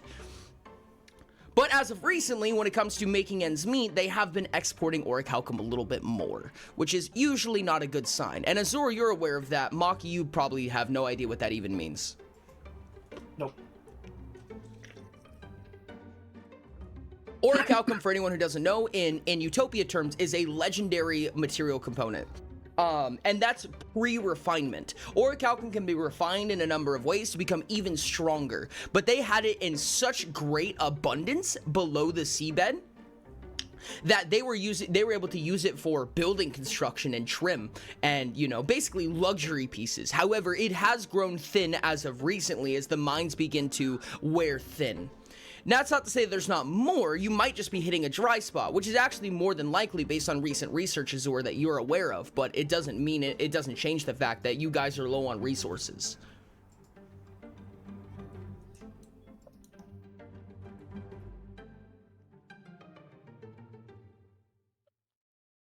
Anywhere in specific you would like to go? I'm probably gonna go to the... I'm just Probably gonna go along. to the center of the city. All right, you make your way to the center of the city, and the center of the city is only a few paces off from the palace. The palace is very close to Atlas's core, and in the center of the city you have bustling traffic around you, and there's various types. Most of the people here, unsurprisingly, are either fish folk, merfolk, aquatic mutants, a handful of Tibratans, but probably not a ton of those, turtle folk, and then your average tourists every once in a while. A few robots even. But there's a lot of traffic making their way around. You can see almost these like undefined roadways, those levels that I was talking about between the buildings. You'll kind of see them begin to like swim past each other as if they were on a road, but they're just seemingly really good at communicating with each other or culturally understanding their waterways, if you will. Looking above you, there is so much to look at. There is so much to perceive in a place like this. The place almost shines. And it's interesting as well because all of the lighting in this area is completely artificial, right? You are so far below the surface that light does not penetrate anymore. However, you have so much lighting here that illuminates this area. And Maki, you're akin to this, that when you were traveling, it was usually very dark. You have to swim pretty high to be able to see, and then you dip down. But once you dip down, there's kind of this intended roadway to get from your region over to Atlas because this is a common trade route. And that's how trade routes are often dictated by these huge glowing bioluminescent fauna that allows you to see when you're traveling in. And this is just everywhere in Atlas. You have sea lanterns everywhere. You have these artificial lights, these orichalcum street lights, and just fauna everywhere that glows. And as you walk through the city Azure, everybody is revering you. People will bow, people will wave, children are excited to see you. And you can see off in the distance that your ship is getting ready for you at this point. But everyone, even a small child of similar stature and proportion to you, I mean small, but similar type of aquatic mutant to you, walks up with big eyes and just kind of stands there and just vibrates a little bit. I'm gonna go near the child and pat their head. Hi. Hello, little one. Hi. Hi. And then immediately you watch as this exuberant mother runs up and goes, "Oh my God, Your Majesty, I'm so sorry." And she bows like 3 times and then grabs her kid and just yoinks him and goes, "I'm so sorry." It's okay. I have a liking to the little ones. They're also energetic. It's adorable. This creature has the biggest eyes just staring at you.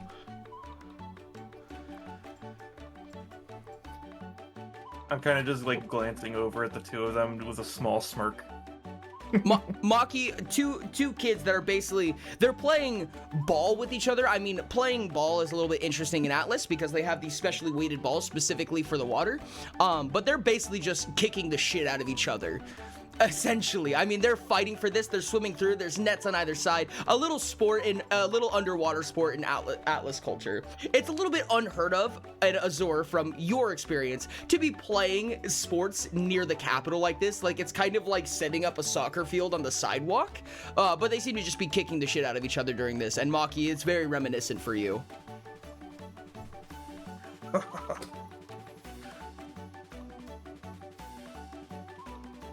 They are endearing, aren't they? They are a bit entertaining.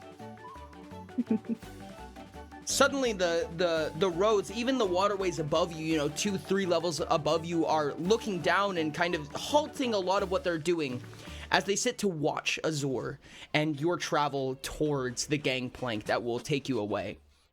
They all like wave their hands, and it kind of takes you a moment to realize how much they really don't know about what's going on.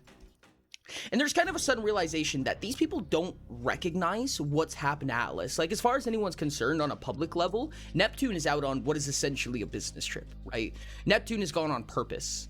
And it's people who do know that make it the most terrifying, right? Like, the public discourse is something that you guys really can't deal with. So as far as anybody is concerned, you're also going on your own business trip.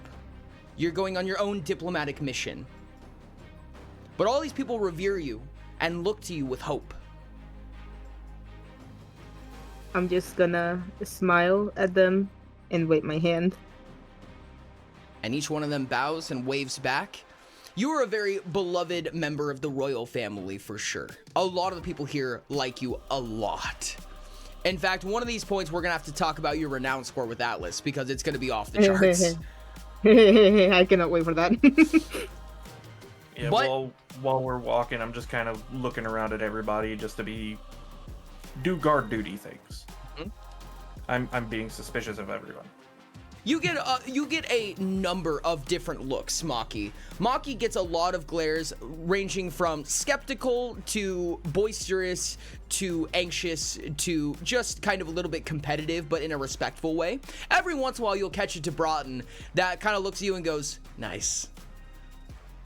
Like you kind of made it, you know, you're escorting Atlas royalty, and these Tebrotans are home to Atlas, so they're like, you made it. Whatever you're doing, you did good.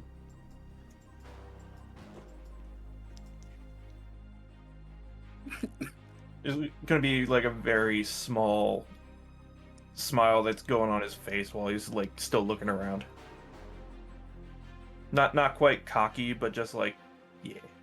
Yeah. And with that, you guys make your way to the gangplank of the ship.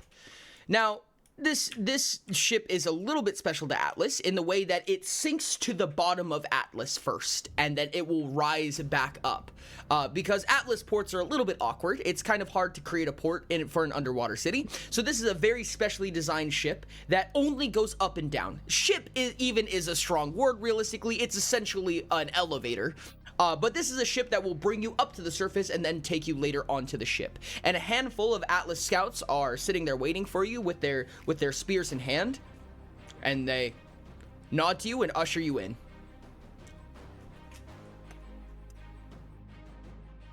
Alright, it seems that we're all ready to go. Yes. You first, Master Azor.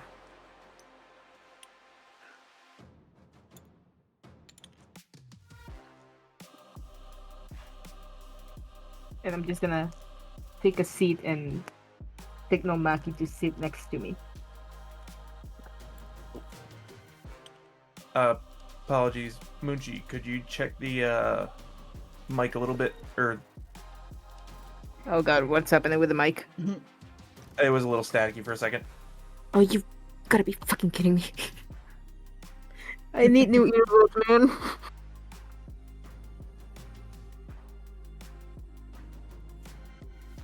Well, yeah.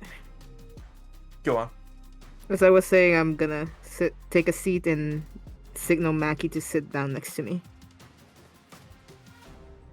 Maki's gonna kind of like look around the ship for a moment. It's just like a little,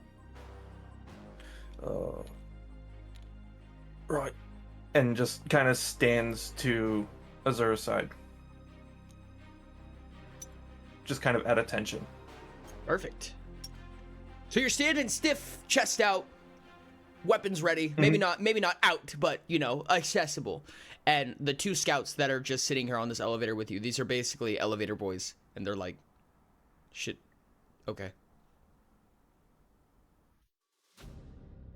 And they kind of just look at each other awkwardly. Azure has a little disappointed look on their face. The elevator boys are just kind of like wide-eyed. As suddenly this orichalcum and stone shaft just kind of goes as it roars to life, and these propulsions on both sides, these propulsion mechanisms slowly build up and then careen upwards as this entire platform builds up, and you watch as Atlas grows smaller and smaller, and the world around you grows darker and darker as the lights are isolated to only the lights on the platform that you're on right now. And Atlas disappears from your view. And after a little bit, finally, the light comes back and you see the surface. Up and up and up until you finally breach and make your way to a secondary ship that was stationed and anchored waiting for you.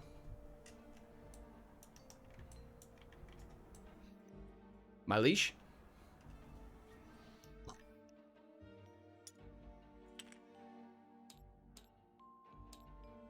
You have another basically platoon of scouts here, and these ones seem to be for lack of a better term, of higher status. These ones are much more adorned and decorated. You have veterans and long-time, not mercenaries, but employees to Atlas who are waiting on this secondary ship to take you.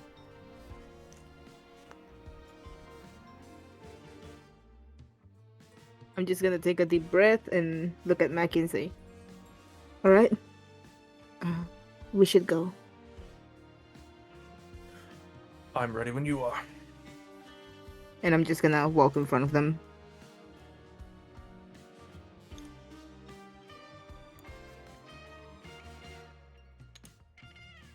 We have a lot to Oh, well, fill there's you a in little on. bit of, there's a lot of input delay. Oh, is there? That's unfortunate. Just a little bit. It took like a second for my piece to catch up to the hand.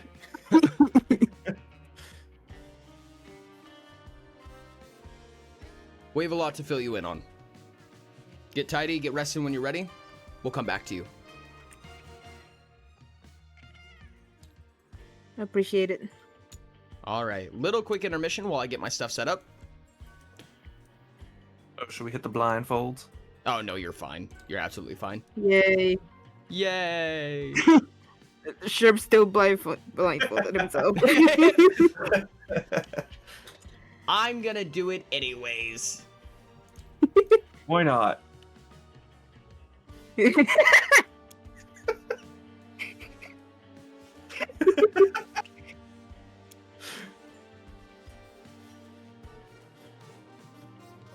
Dragging Oribot to babysitting with me? Chat, what's going on?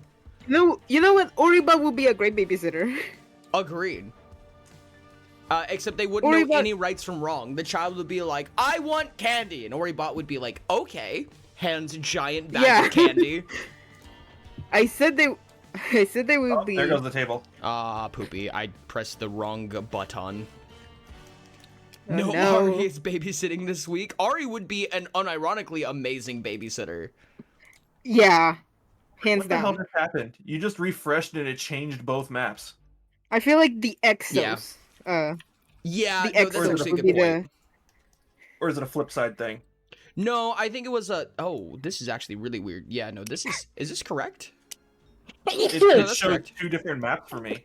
Yes, it should be 2 different maps. It should be 2 different maps. I accidentally made them the same Alright. for a second Okay. by pressing Silly a Ori. stupid button. I'm going to change Got it. the lighting a little bit while we're still in a little bit of intermission right now. I'm going to see if I can just, like, make this a little bit less aggressive. Yes, this is what I was hoping for. This is perfect. Yes, yes. photo negative. Perfect. Photo negative. The least intrusive lighting. Of course, yes. I'm glad we're on the same page with that. Okay, I feel like that's a little bit better. Hopefully that's good. It was the same as the first time, but It's just like the whites kind of like get really blown out because of the ambient lighting, and it just makes me sad. That sucks. Okay. Oh, hey, crazy. Oh, yeah, there's one more thing I need to add. Thank you very much for reminding me. beautiful. I probably need to take my allergy meds. Yep, there it goes. Perfect. Beautiful.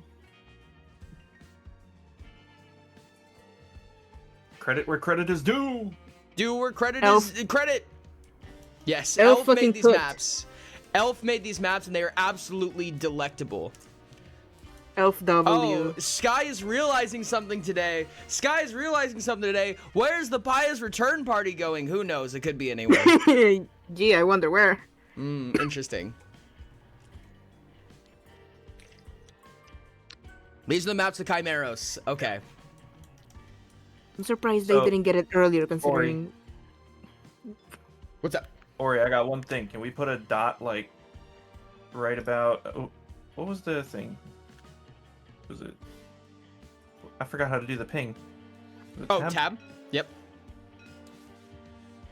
Dot right there. What's right here? Yeah. The freaking temple. Ah, okay, yes. My cartography is not good Important. enough to remember things like that. Yes, Silly important Ori. thing.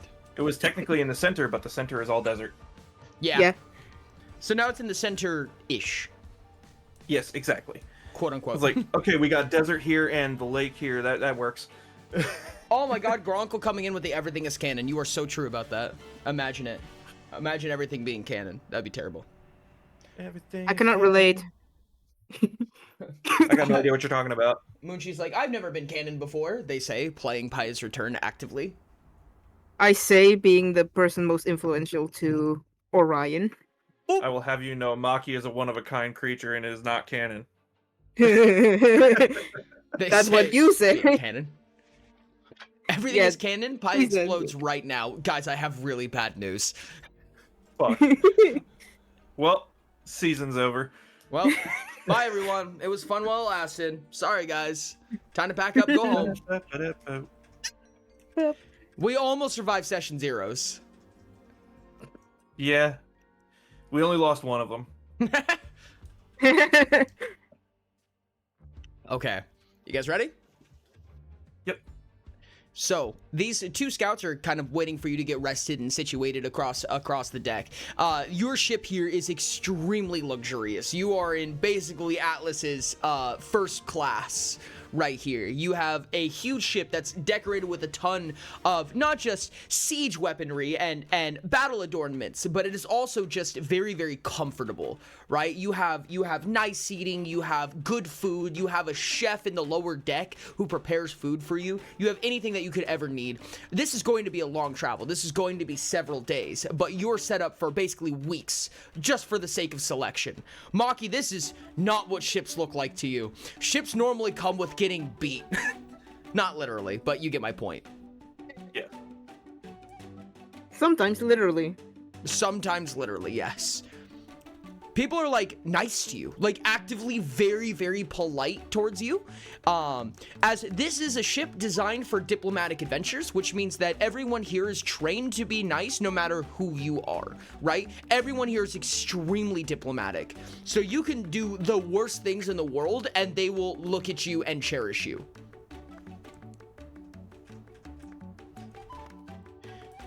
And before getting too far, the scouts kind of approach you. Go ahead, I'm sorry. I was gonna say, it's just like while everyone's being polite and whatnot, you're just gonna see like an uncomfortable twitch of the lip is just like just looking around at everybody. Cool. This is new. And a more serious audience kind of approaches as the two veteran scouts walk up to you with maps in hand. And they show you the two maps that you see right here. This is Chimeros. We're going to be landing in Alkane City, which will be right here. And they point to it. And this is the larger map of Alkane City. This is an island off the southeastern coast of Chimeros. This is where we'll be landing. A lot of the regals and various diplomats from across all of Paya will be landing here very soon, around the time that we get there. All for this, right here. The Maelstrom. The Maelstrom seems to be the talk of the town as of recently, and by the town I mean the entire world.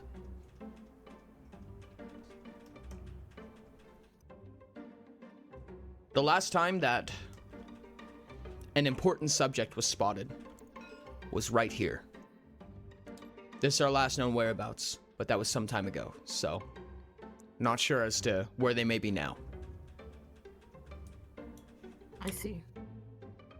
If there's anything you need to know about this area, now may be the time to ask. Our scouts don't have a full lap of the area, but we have a decent bit to know. There should be plenty here for you to be able to stay, rest, do whatever you need. There may be other diplomats that have been partying up that you may need to join, or at least would be in your best interest. Are there any particular dangers I need to be aware of? Dangers? People, places. Maybe social dangers. The political tension is insane right now. Everyone is cutthroat. Everyone is tense and anxious. Not to say that anybody has their blades drawn, but that is to say that it may not be too far off. But as long as everyone plays nice, then we shouldn't have any problems, it seems. At least up to this point. Best behavior. Got it. I thank you for clarifying. Best behavior indeed. Almost. Right. It seems like a lot of them are building bands, something of parties.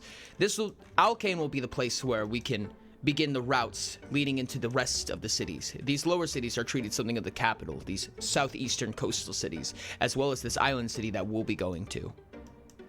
But these will make perfect places to stop at, refresh, and make more routes as people enter the Maelstrom and perhaps the other cities around as well. The world is in a weird place right now, having so many royals and so many diplomats leaving. The thing that we fear the most is Imperium Regals. There will likely be many scouts of Imperium looking around. If you want something to be weary of, Maki, be weary of them. No problems there. And one of the other scouts, she puts a finger on her lip and she snickers for a second and she says, if you can blame it on anybody, you can blame it on the elves. You're usually correct. And the first scout looks at her, gives her a little bit of a glare, and chokes back a giggle for a second, goes, anyways. No, I think they got a point. Damn Kraban. Regardless of that, hopefully there will be a band ready for you so that you will be able to make safe travels with a group, or at least such is the goal. Understood. Other than that, I think it's just making our way there.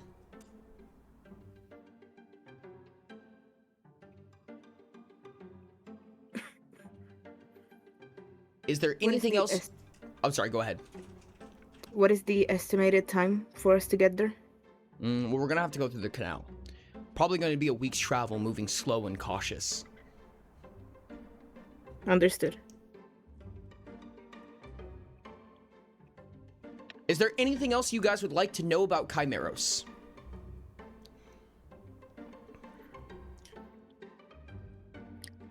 What was this I heard about the last known targets in this area? We don't know much. I shouldn't have to name who it is and would prefer not to, but this was the last place they were sighted. One of the Tibetan generals gave us a little bit of a tip off there, but that was some time ago. More scouts are on their way right now. How long ago are we talking? Weeks. At least that's when we received communications. It could have been longer than that. Unfortunately, the details were very sparse, to say the least. It seems a lot of them were in precarious situations. I see. And you can see Azure's face get more tense. The girl walks up to you and puts a hand on your shoulder and kind of just like leans up to you and just shoulders up and says, "We'll find him." I know we will. And I kind of look up at the two of them, and like, still confused as to what's going on. Wait, has he not been filled in on this yet? No, he hasn't. And I was informed to keep us all safe. that is your mission. The soldier kind of pipes up and says, "Your mission is to keep Azure safe." And that's all we need to know right now. Because that suspected target is not Azure's. Just something to be wary of. Got it. Your sibling is on another ship, but similar trajectory.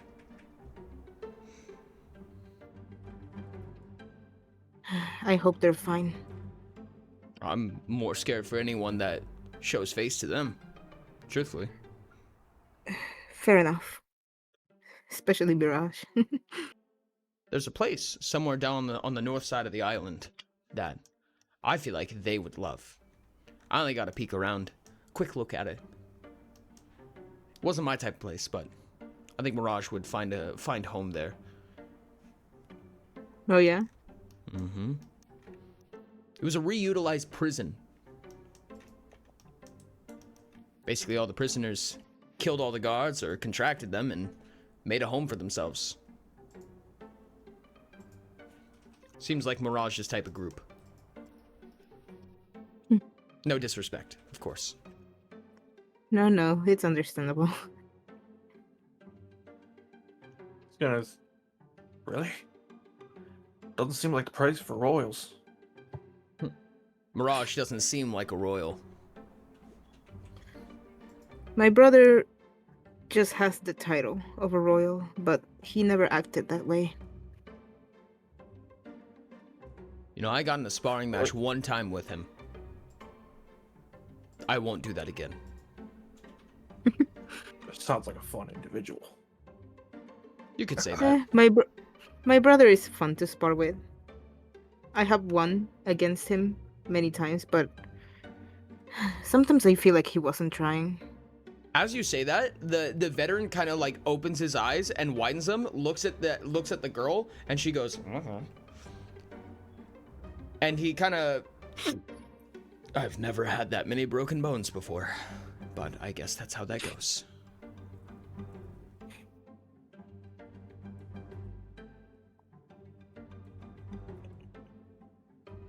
All right, last call for information about chimeras before you land. I think I am good. Azure? Same. All right. A wonderful week passes. Not much really to say anything about. Calm waters, no storms. Honestly, a beautiful voyage leading up to this point. And when you land over here in the docks of the 1st District. And you are accompanied by several individuals. I mean, there's a lot going on here. It is definitely a bustling area, to say the least. But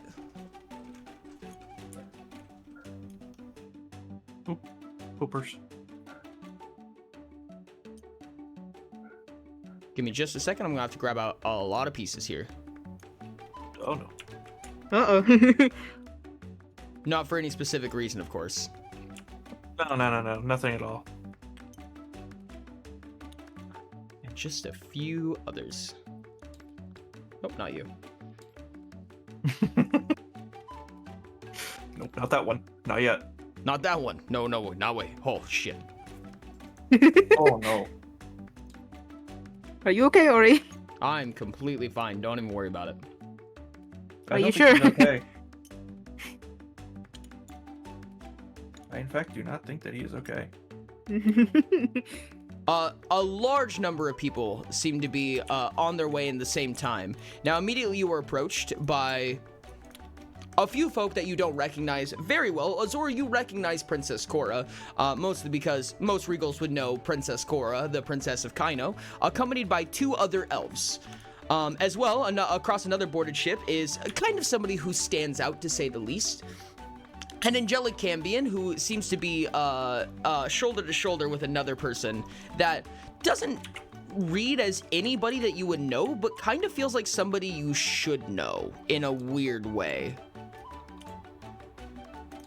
As well as on a smaller vessel, a much smaller vessel to say the least, is this huge dragon-esque humanoid. Bandaged, tattooed, very, like, covered in tattered cloths and basically emanating at this point. And one person, or these, next to the band with the Princess of Kaino, is this odd, strange man that feels like he kind of doesn't belong here. He has a large lab coat, and these surgical gloves, and this weird contraptions all over himself. And for a moment, you guys all kind of make contact, like make eye contact with each other, look at each other, and you get a moment of reprieve as if, like, almost like you were supposed to be here. And the Princess of Kaino, leading up with the other 2 compatriots that she seems to be accompanied by, goes to walk up and reaches you on this gangplank as you guys are offloading off the ship, entering chimeras for the first time and meeting all these others. They're kind of like taking eyes at each other before a meteor strikes down off in the distance, carving the sky in half. Boom. And that'll be the end of today's session. Wow. Beautifully done. Beautiful. All right. Well, that is about our session zeros. Yay. Yay. I'm sorry for only 2 hours, chat. Unfortunate for only 2 hours, but hopefully you guys had fun. Oh, I did. It was fun, even though it was short. But such is the session zeros. I am wildly excited for what's about to happen next. Oh my goodness. As at least questionably canon now. Questionably canon. Let me know if there's any announcements at the West Marsh. I really wanted to do a thing at the end. It's just like standing in the way from the elves. Oh my goodness, yeah. No, this is gonna be really interesting. I tried really hard to set up some of the political tensions here, and then it got set up, and I was like, oh wow, the political tensions are a lot worse than I thought they were actually. Yeah. We love political drama. For anyone in chat that is not aware, Tibetans are blatantly racist towards elves. Wonderful. Elves are blatantly racist towards everybody who's not elves, so. Yeah. I am so excited for next week. For the first time, we're gonna be able to see this right here just be full of, oh, for you guys it's different. For you, it's like right here. But for YouTube, it's right here. This space right here will have all the characters at once, and I'm so excited for that. I cannot wait. I think this is a really good time to use the West March command. There's going to be a couple of interesting dynamics that I think you guys will be interested in seeing, but we'll come back to that. We'll come back to that. I think the first session will really be the epitome of kind of explaining that transaction a bit. But for right now, we're here. Welcome to Chimeros. I'm terrified.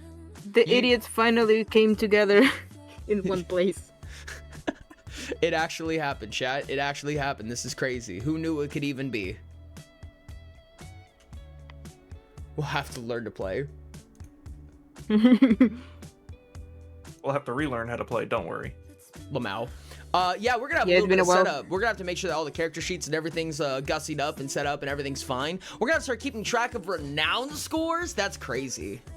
Oh shit. God, I cannot wait to see my renowned score with Atlas. Yippies for Session 35. Zeros, indeed. And for anyone who hasn't seen it yet, Surreal Session Zero is up on YouTube now.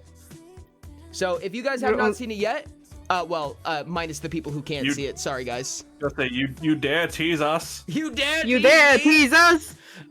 Yes, for those who can watch, Surreal Session Zero is up on YouTube now. So if you guys would like to check that out, the edited format and everything, like this one will be one as well. And of course, Maki and Azure, unfortunately, I do have to ask you, if you do go back to watch your Session Zero, please make sure to skip the portion where you were not a part of it.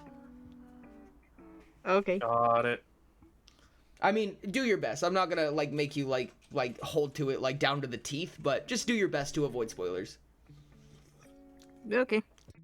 Do you know when stuff will go up on Spotify? That is a good question. I had to do a little bit of research to figure out what it takes to do that. I think once the session zeros are cleared up and we have a good idea on how that's gonna work, I think I'm gonna try to start working them towards Spotify. I've not played this game before, so this is new territory for me.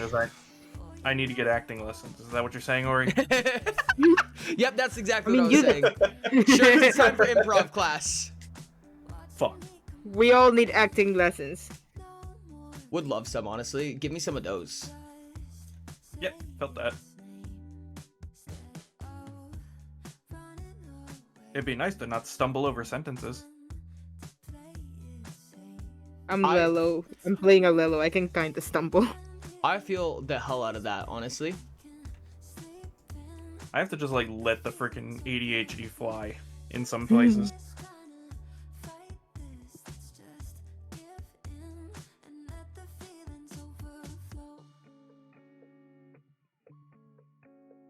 Ooh. Oh my goodness, I'm so ready. I'm so excited. I'm so excited. I feel like I have such big shoes to fill. And not big shoes to fill, but I feel like I produce these really high expectations for myself as a GM because I just really want this to go well. This has been a long time in the making. and I just wanted to be good. Understandable. Imposter syndrome sucks. Crazy, right? GM, Yeah. What is it?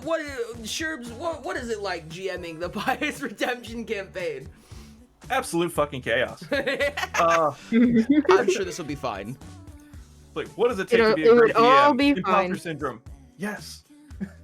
Mondays are now the only streams that I come to where I kind of like bite a little bit. Like I'm kind of like, oh man, I'm a little nervous right now. I will do my best to not throw plans into the dirt. I think, honestly, I kind of suspect that everybody will, and I think that's the nature and the fun of it. Always nervous? I've never been nervous in my life, chat. Not even once. Never, no. I feel like the ones with the highest possibility would be, oh shoot. It'd probably be me, Nats, and Rain. For what? throwing a session into chaos? Yeah, a little bit. Yeah, that makes sense. I mean, the last time Nats and I interacted, I got shot with a table. That's right. Oh my goodness. There's a couple of other pieces of content on YouTube that I'm very excited to be happening that we will be getting into hopefully pretty soon. I'm hoping to get the session 1 done, the final session 0s posted, and then have those like kind of superfluous extra pieces of content ready.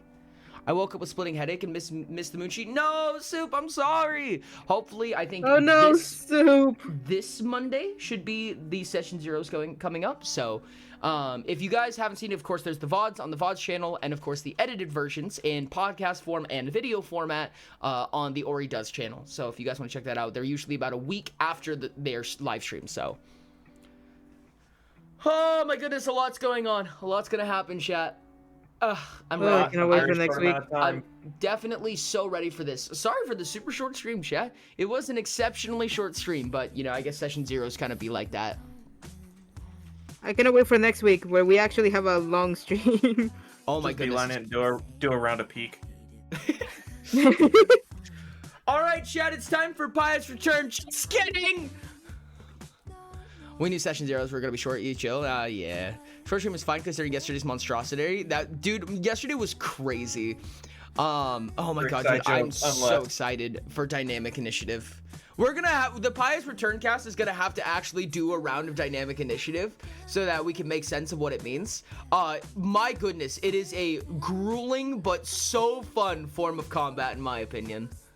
I wanted to say that during the last stream. I was like, it seems like it's so much more fun because it keeps everyone involved throughout the whole thing, but it takes so much longer. It does. It takes a lot longer. It's a lot more intensive. Like, we had like a 3.5 hour combat. That was basically what we did yesterday. Turn actions. Yep. We did 3.5 hour combat. It was 5 level 26s against a DR 150 Thunderbird. And not a single turn was the same. Like, there was no 2 turns that were similar. There was no smack pass turn or anything like that. It was like, oh my god, what are we going to do? This is crazy. Almost everybody died. A lot of them did die. A lot of them passed out. Only one person was conscious by the end of it. I was there for the whole thing. And the only I wasn't there for the whole thing. Oh my goodness, dude. And the only time that elapsed canonically was like 24 seconds.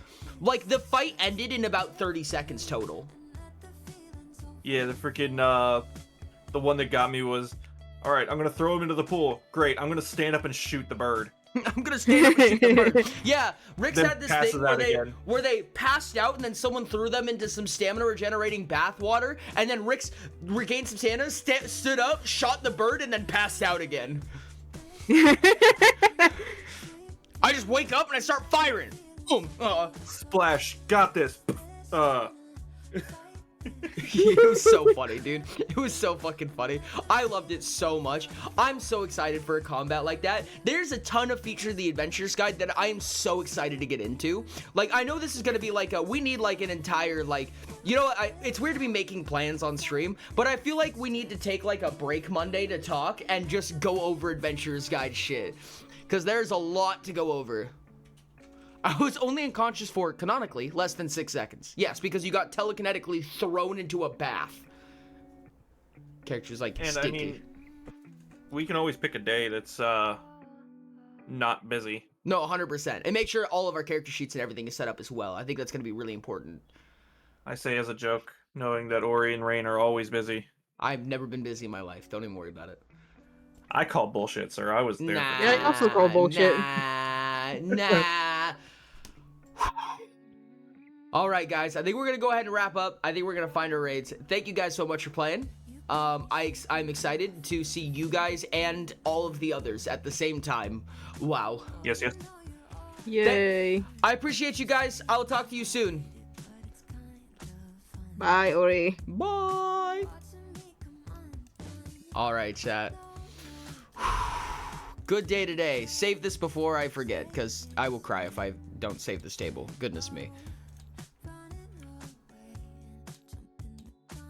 I'm not a masochist. Amazing stream. I'm not ready. I'm not ready either. Don't worry. I have a lot of preparations I have to do.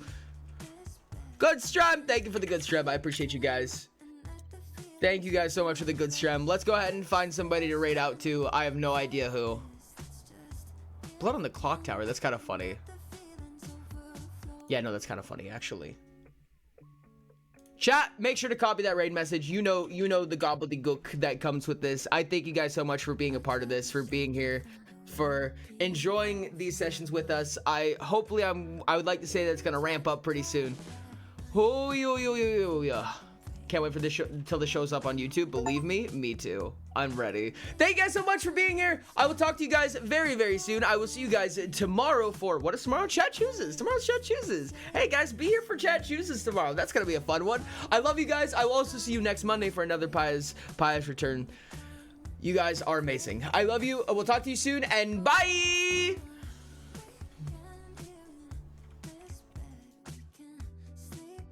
Here's the basic